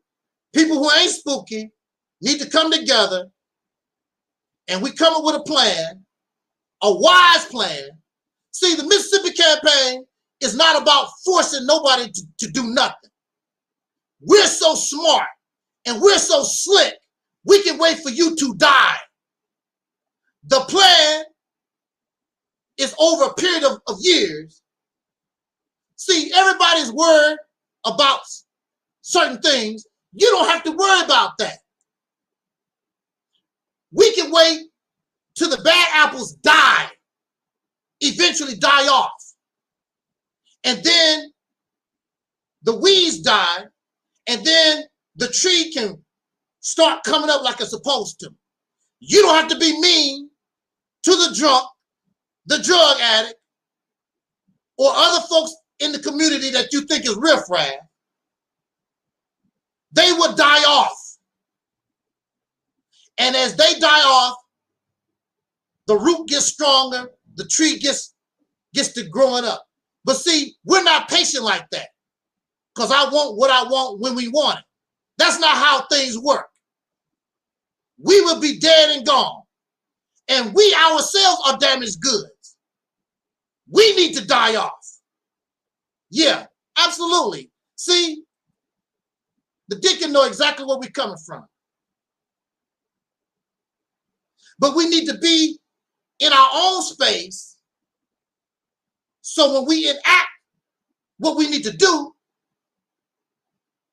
it can produce what we know it can produce. But as long as we are part of general society, it can't work because you have all these outside influences and things that's messing with your children, your offspring. But when we are in our own space, through natural selection, we can produce and put our people where we need to be.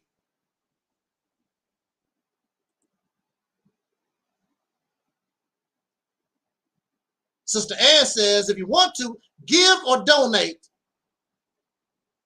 And she gave us the information. Okay, we want to bring this to conclusion. See, people really don't know. They tripping off the Mississippi campaign. You really don't understand, and you really don't know where I want to go. You really don't understand really what it's all about. Because you caught up in race. You caught up in being an Aboriginal. You caught up in being a Pan-African. And see, all that stuff is part of this world. So it's limited to this world and its ideas and what it has done in the past. And that's all they talk about, the past. We talking about a transformation. The Mississippi campaign is a transformation, changing us from a caterpillar to a butterfly. They want to change. They just want to copy being an African. They want to copy being some ancient Hebrew Israelite or a black Muslim. The Mississippi campaign, what we want to do here is to transform to become a brand new life. To raise the dead to life and give the soul back to the dead. That's what we want to do. You will never know that the new people that was produced even came from the so-called Negro in America. Those are y'all ancestors? Look how creepy and messed up they was. That's where we come from. But we transformed. We spent a cocoon and went through a metamorphosis. And you'll never know that our descendants came from us. How is that possible? It's a wonderful thing. They can't comprehend because they spooky and don't understand nature. They keep talking about the natural. They don't understand nature. Look, we're going to say this and get out of here.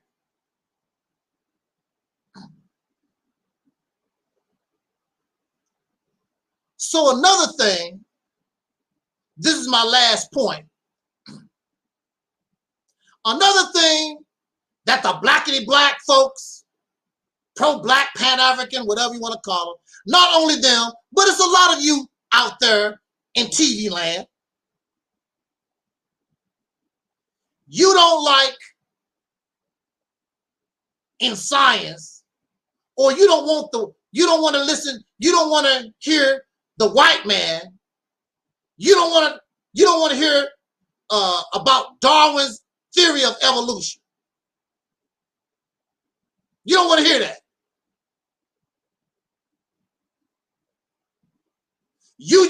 We just dropped out the sky and we are what we are.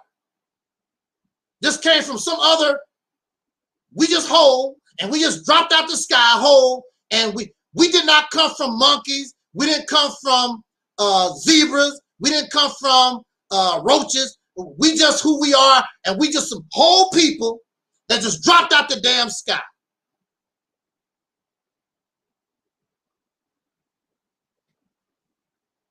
It's Darwin's, and I'm not defending Darwin.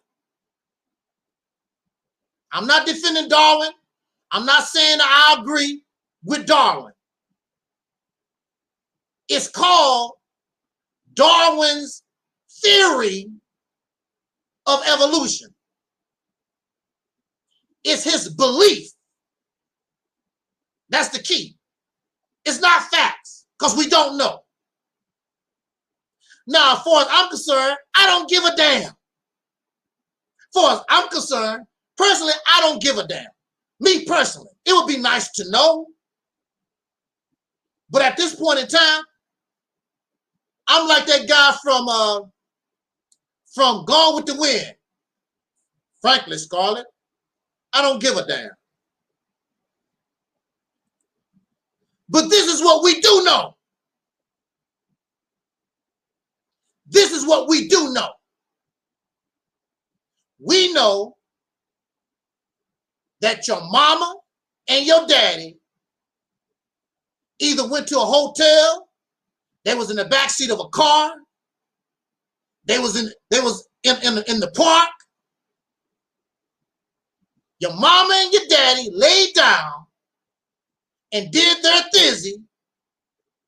She had the egg, he had the sperm. And when that sperm and that egg come together, that's where life started. We know that life for us starts in water. We develop in water. We know that we look like little fish in our early development. And you can get the embryo from a turtle or a rabbit or a dog. You can put our embryos together and they basically all look the same. Start off all the same way. In water, you look like a little fish. And you stay in that water for 9 months. I don't know why y'all tripping off. We didn't evolve from monkeys. What difference do it make? What did you look like when we was a sperm and an egg? That's how we all started off, as a sperm and an egg. What do that look like? Some of y'all seen many porn movies. And some of y'all brothers saw a little bit of that early this morning. I'm just joking. That's what you look like. Now, personally, I would rather come from a monkey and an ape because that's already developed. When you are a sperm and an egg, that's a holy mess. Y'all know what that look like. That's no development at all. If we evolved from a monkey and a gorilla, at least you already have developed to a certain point. When you are a sperm and an egg, you start all the way from scratch, from 2 cells. You in better shape starting from a damn monkey.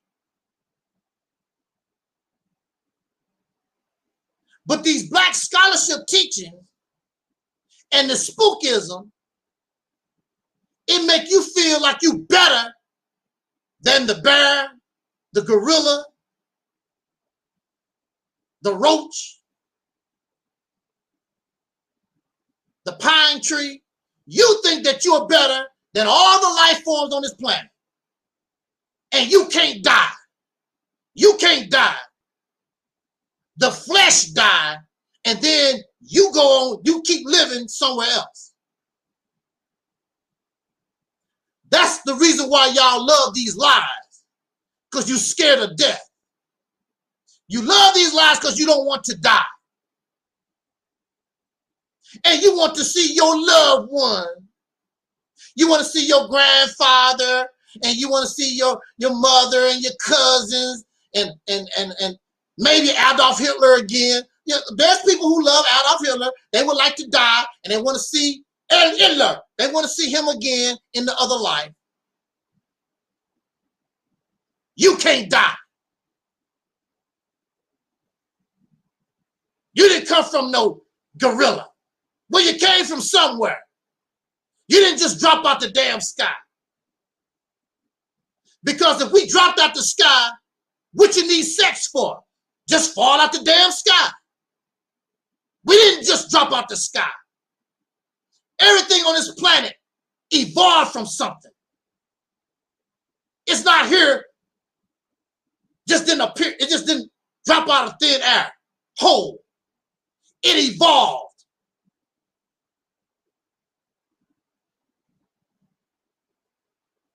Something about sunlight, something about the water on this planet. When sunlight hit the water on this planet, cause a chain reaction that causes life. There's no surprise that human beings worship the sun.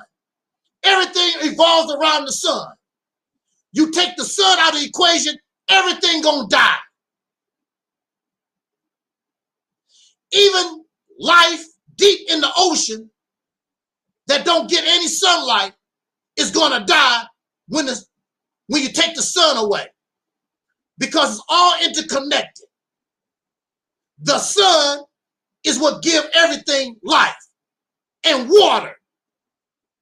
Nothing alive can exist without water and sunlight. You take the water away, you take the sun away, you are dead. And that's facts. It's all about water. The planet is 75% water. Your body is 75% water. Go to the funeral home. You can weigh 200 some pounds and they cremate your body. And you might have 5 or 6 pounds left, or 12 pounds. That's all you was physically. We are walking, living water. We are living water. You can take a glass of water, go to your sink, take your clean glass of water, and just put it in the window. Next thing you know, the water start turning green. That's plants, algae, microscopic ancient plants. And let that water sit. Next thing you know, you got little worms. Where those little worms come from? You see little worms and other little stuff in the water. Where the hell did that come from? It came straight out your tap, in the glass, in the sun. Where did life come? Where did these little water, where did the algae come from? And these little worms. It's nothing spooky. It's science. It's not nothing spiritual. It's science. It's biology. Something about that sunlight and water mixing creates life. We are living water.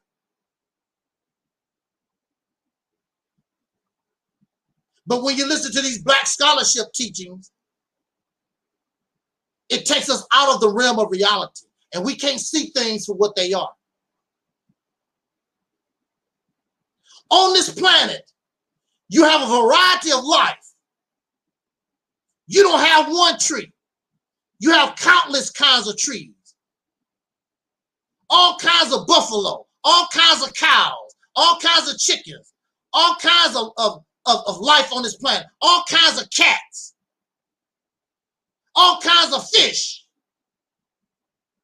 So why are you shocked that there's different human beings on the planet? When the human being was being created in Africa, how come another one was not being created outside of Africa, somewhere else? Of course, you do have migrations over periods of time.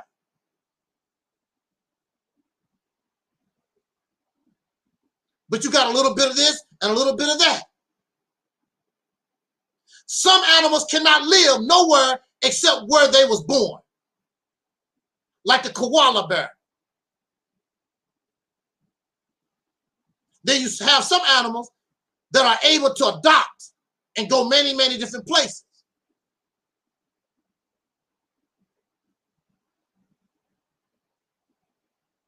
Oh, but the African is the greatest. If the African is so greatest, why are you on the bottom? You fallen and can't get up. I'm tired of hearing all this bragging. Oh, the black man's the original man. We are warriors and goddesses and kings and queens. And what grinds my gears, you keep saying that. Where is all this? You're on the bottom.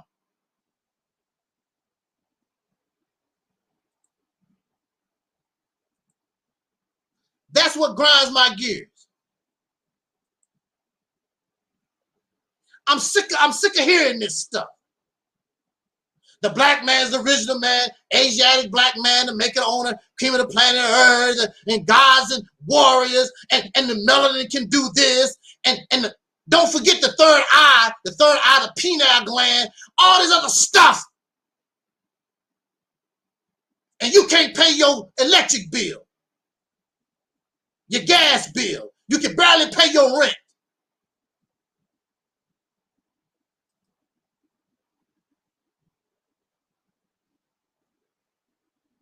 Every time you turn around, you crying because the white man shot you in the back. And you can't do nothing about it. The only thing you can do is protest. That's the only thing you know how to do. Protest and complain. I'm going to open up a business. That's all you talk. I'm going to open up a business. Little Titley went corny stuff. But you're a warrior.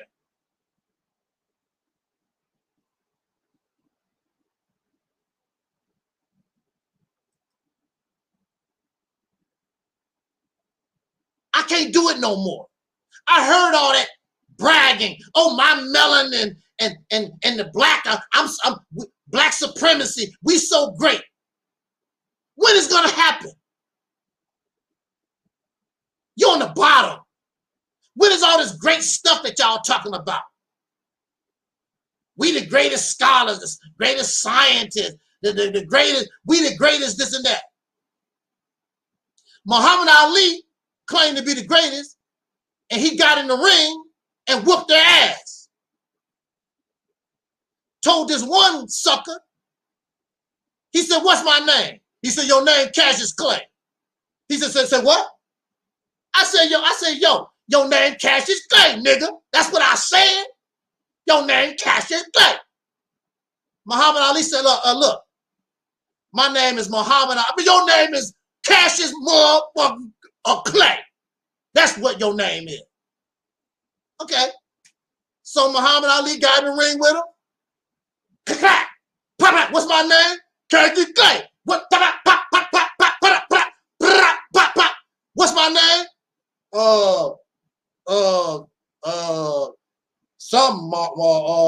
What? What's my name? What's my name? Muhammad Ali. Muhammad Ali. That's how you get your respect.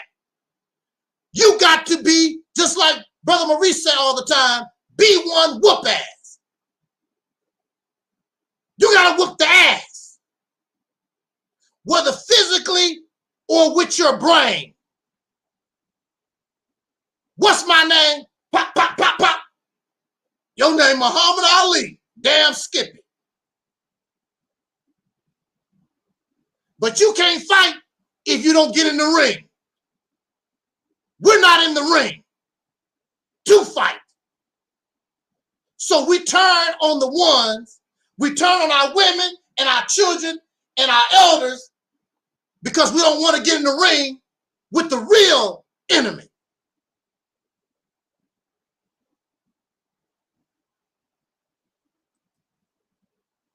You just want to talk. And you want people to praise you because you can talk about the black man is God, I'm a warrior, and all that talk. Muhammad Ali got in the ring and proved it. People was angry at Muhammad Ali. They wanted to see him lose. Damn, who gonna beat this cat? Tired of him winning. Because he backed up what he said. I'm the greatest. Pop, pop, pop. Float like a butterfly, sting like a bee. Pop, pop, pop. And take that with you. Pop. I remember I seen Muhammad Ali in one of those videos, and Muhammad Ali was going backwards and still got off. Pop. I'm like, damn. He was going backwards, almost doing the moonwalk, and pop this guy and hit him in the damn face, going backwards, and take that with you. I'm like, damn. Muhammad Ali, before that Vietnam War crap, Muhammad Ali was an untouchable. You see how fast Muhammad Ali was? Damn. May the brother rest in peace. I love me some Muhammad Ali. Muhammad Ali, I love that brother. Such a man. He stood up against the government. I'm not going to your damn war. I don't give a damn about your championship. I'm going to stand on mine.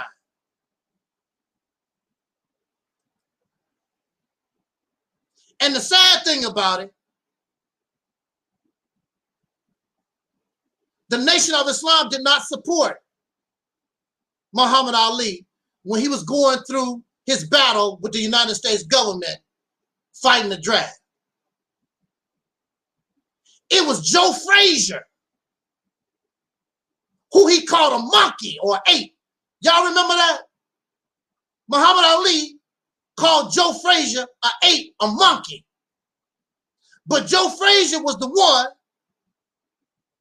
when Muhammad Ali was going through all that draft crap with the government, he's the one that helped Muhammad Ali stay on his feet, gave him money. Not the Nation of Islam. Joe Frazier was a Christian. Say that again. Joe Frazier was a Christian. Muhammad Ali, who was taught that the black man is the Asiatic black man, is God, the maker, the owner, creator of the earth. He called Joe Frazier a black man, a God, a monkey, an ape. A black Muslim did this.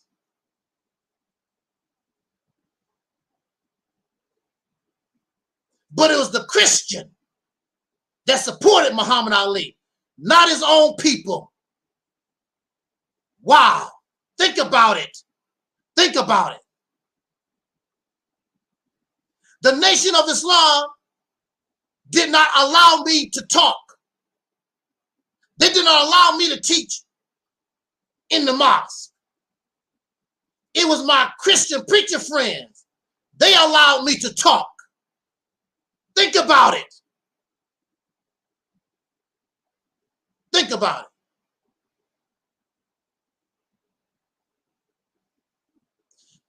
I will go to say it is this black conscious, pro-blackity black, Kemetic pan. It is the ones. These are the people that's keeping us divided. They are the ones, not the Christians, not white Jesus. They got you thinking that white Jesus is keeping us from being united. It's not, it's them. You can go to any black church right now and they will welcome you with open arms. I guarantee you.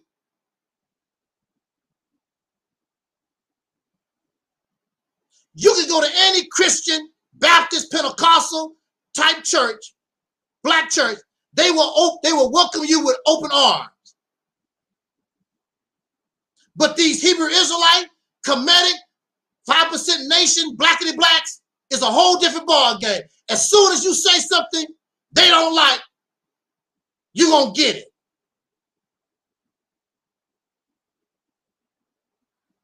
I already know I can go to many pastors and preachers, and they will welcome me with open arms. I already know that. Church people have a different attitude, and a lot of them are proud to be black.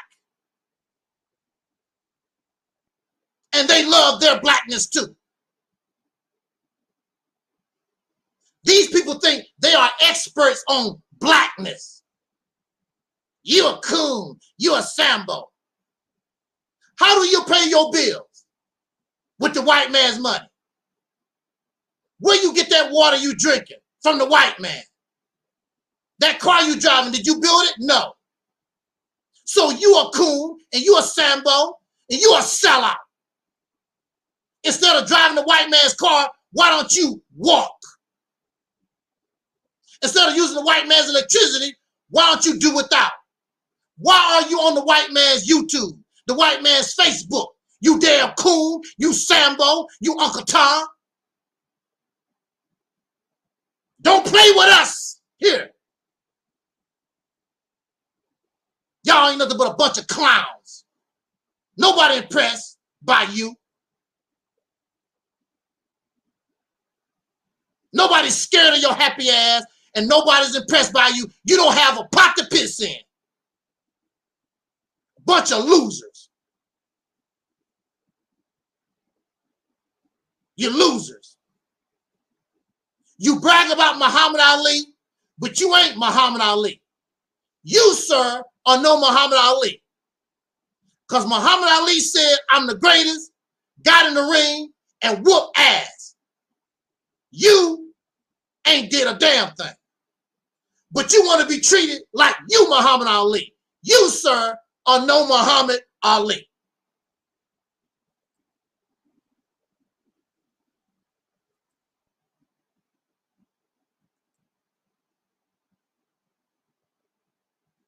So after 40 years being in this nonsense, I can't do it no more.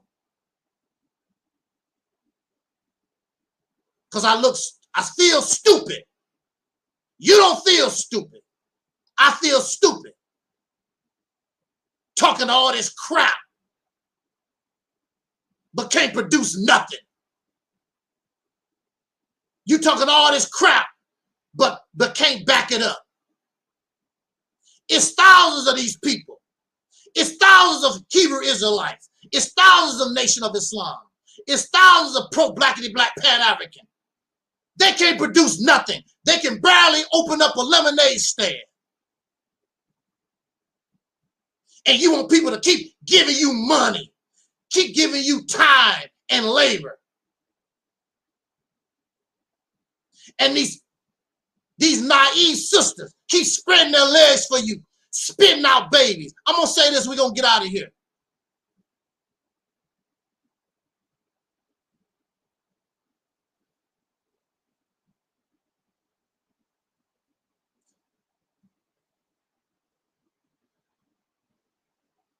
There are some birds. The male must build a nest and get that nest right before the female come and lay an egg in that nest. I want y'all black women, I want y'all soul sisters to listen to me right now before you keep spreading your legs for these pathetic, pitiful bastards. They don't deserve you. They do not deserve a baby. I want y'all women to listen to me.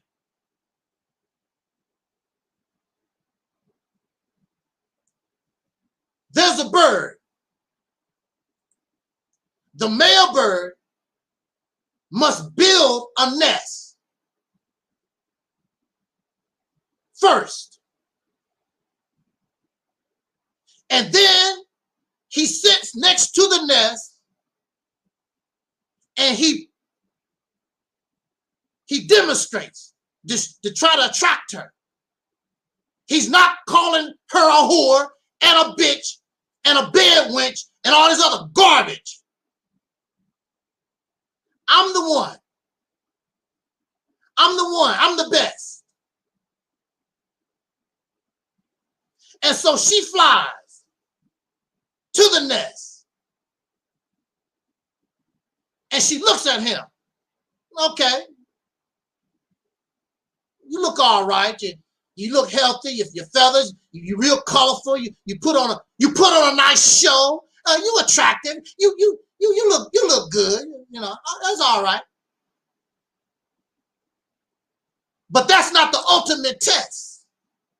The ultimate test is the nest. So she jumps in the nest and she got to see if it's put together right.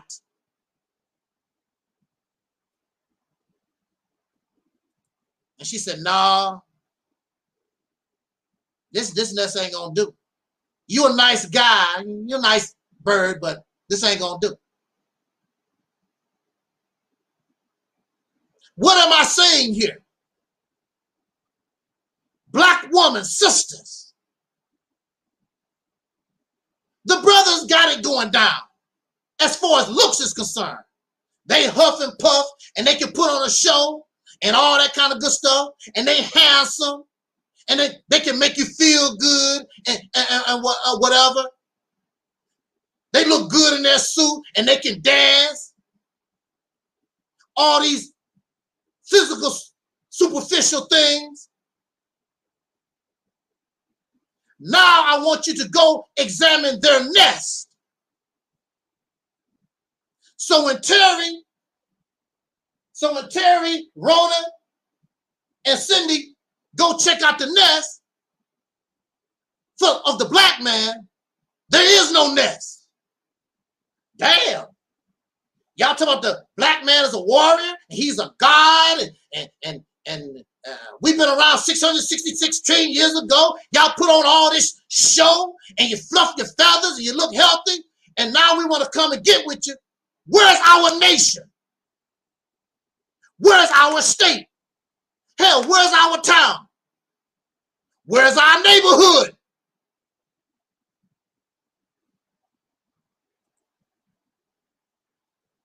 You don't even have a nest.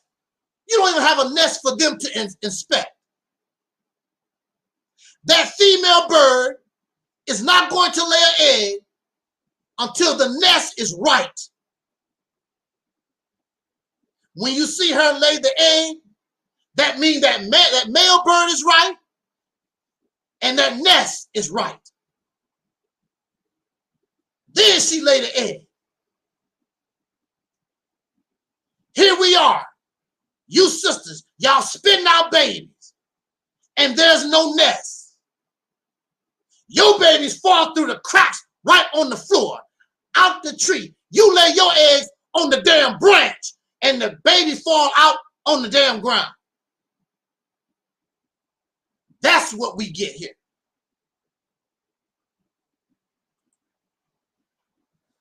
Zero says, a nest, our community doesn't even have trees or a forest. They're like women sticking together with men, believing that being loyal is the answer to the problem. Absolutely. Right. Exactly. See, we get together here just for being social. There's no teacher here. I'm not a teacher. I offer advice and I offer a suggestion. There are no teachers here. The people that come here to be around people because you thought you was lonely. You thought that you was going crazy. Maybe something was wrong with you. There's nothing wrong with you. You are on point. You're tired of the foolishness. You're tired of the silliness. You're tired of the spookism. You're tired of this and want it to come to an end once and for all. And you love your people. I don't have to talk about I'm black every damn day to talk about to show that I have black pride. I'm proud to be a soul brother. We call ourselves soul brothers and sisters here, but you don't never hear me every day. I'm a soul man. I'm soul brothers and sisters. I don't have to do that every day. What are you trying to prove? You black. Gotta say you black and African every damn day. Are you confused? You really don't know? Maybe you don't know. That's what you are. What you gotta say and do that for every day? It's not necessary. But there is no teaching here. So don't come here looking for the teachings. And we understand what we say today might not be true tomorrow. We're flexible like that. We're looking for the facts. We're not looking for what make Angel Snuffing Up 7 feel good. We're looking for the facts. We're looking for that which can pass the criteria of reason, common sense, being analytical, and common sense. Reality. If we can't keep it real, not going to do nothing at all. These black conscious scholarship, Pan-African teachings, or whatever you want to call it, make you all pompous. You pompous, and you think you better than everybody, and you have become just like the white supremacists, just like the white racists. There's no difference between you and them. You think the same way. Your idea of success, the way you want to live your life is just like Europeans. The only difference is you want to be the head man in charge, which you will never be because you're too damn scary. And you're too damn spookified to challenge the powers that be because they will whoop your ass. I remember there was a fight with Mike Tyson. I like Mike Tyson too. Mike Tyson and Muhammad Ali and Sugar Ray Leonard, they were the only ones that made me want to watch boxing. And Mike Tyson was getting ready to have this match with this guy. This guy was crying and he was sweating. He was scared as hell. Before the match even got started. I'm like, damn, if you that scared, why did you challenge Iron Mike Tyson? You know, why did you do that? This man was scared as hell. And that's the way these pro-black, they scared as hell. And these manosphere type guys, they are scared as hell to get in the ring with the white man. You know how it is when you having a fight with somebody and you talking all that bad stuff, but you way down the street. Yeah, come and do something. I wish you would. You way down the street. And you talking all this crap. And that's how it is with the manosphere and these blackity black men or whatever. They talk about the white man, but they will not do it in their face. They will huff and puff on YouTube. See, Dr. King, they talk about Dr. King. Dr. King was in these people's face. Malcolm X never was in their face. Dr. King was in these people's face. Little children was in their face. Women was in their face. Here you are, the manosphere, and all this Pan-African, Umar Johnson, Tariq Nasheed, Sadnetta, all these men, they don't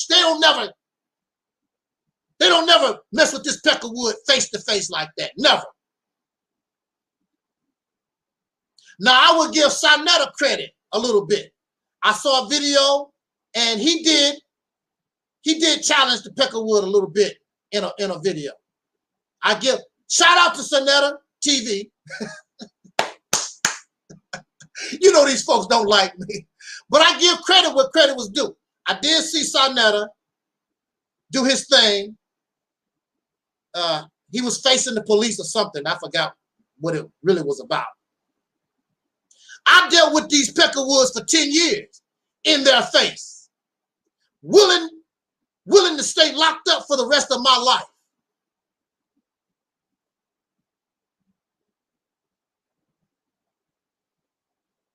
But these the majority of these folks, they huff and they puff. They're not gonna bust a grape. Now they would beat her up.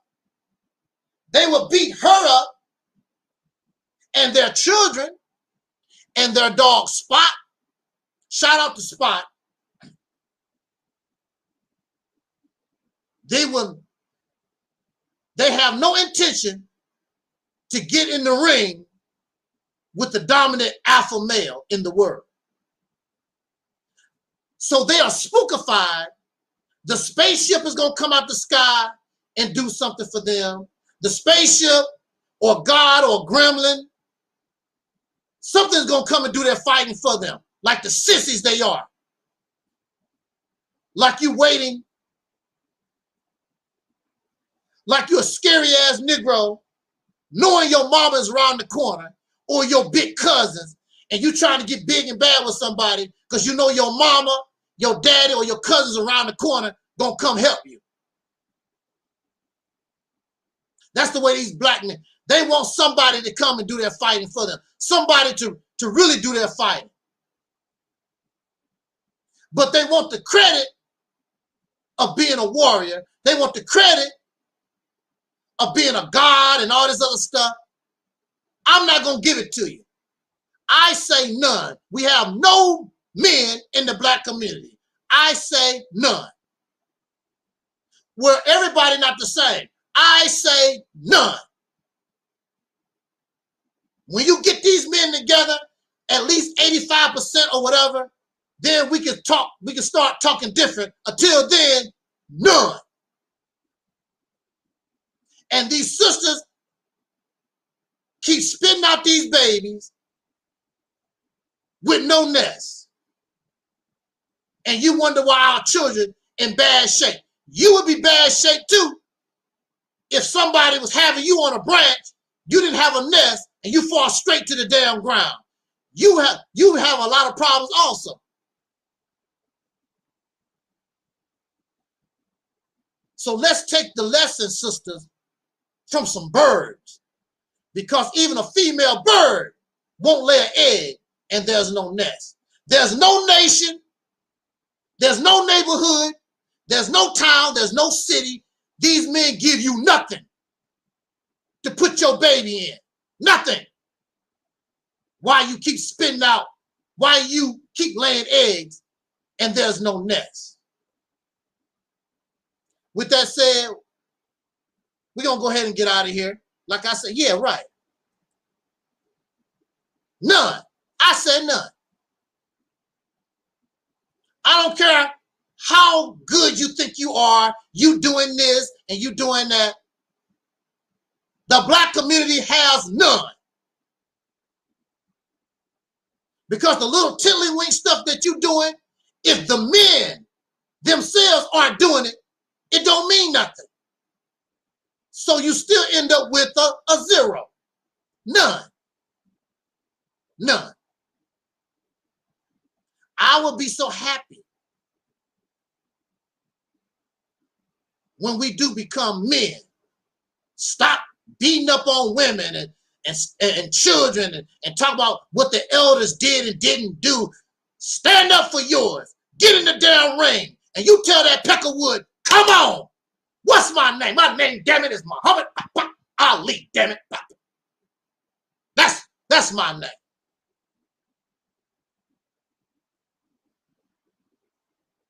Until we change, this crap gonna continue to grind my gears. I'm gonna keep talking about it.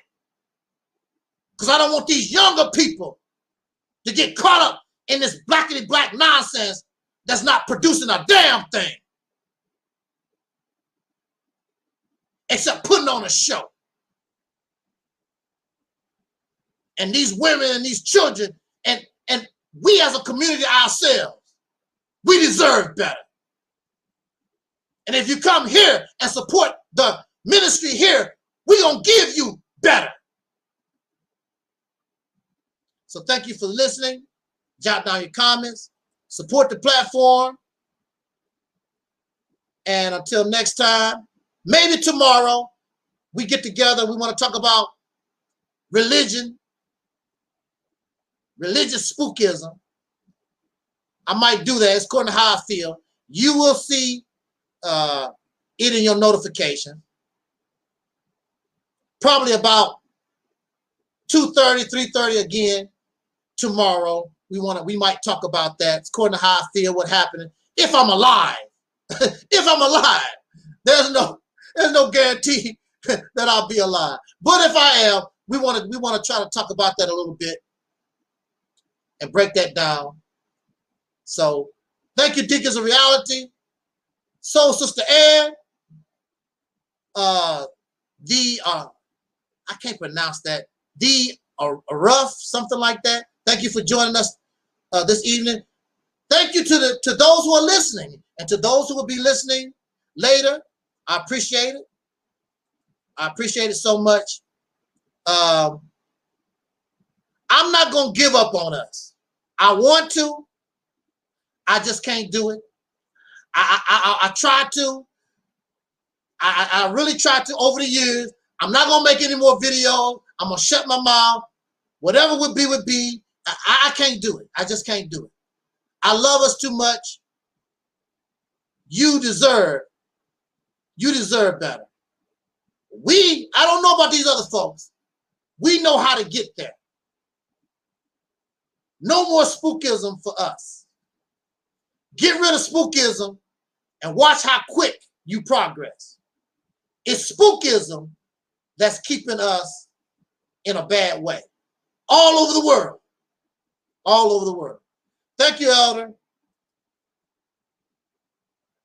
So until next time, I want to leave us as imparting as our ancestor, the late Don Cornelius, used to always say, as imparting, I wish us love, peace, and so we out at 5,000.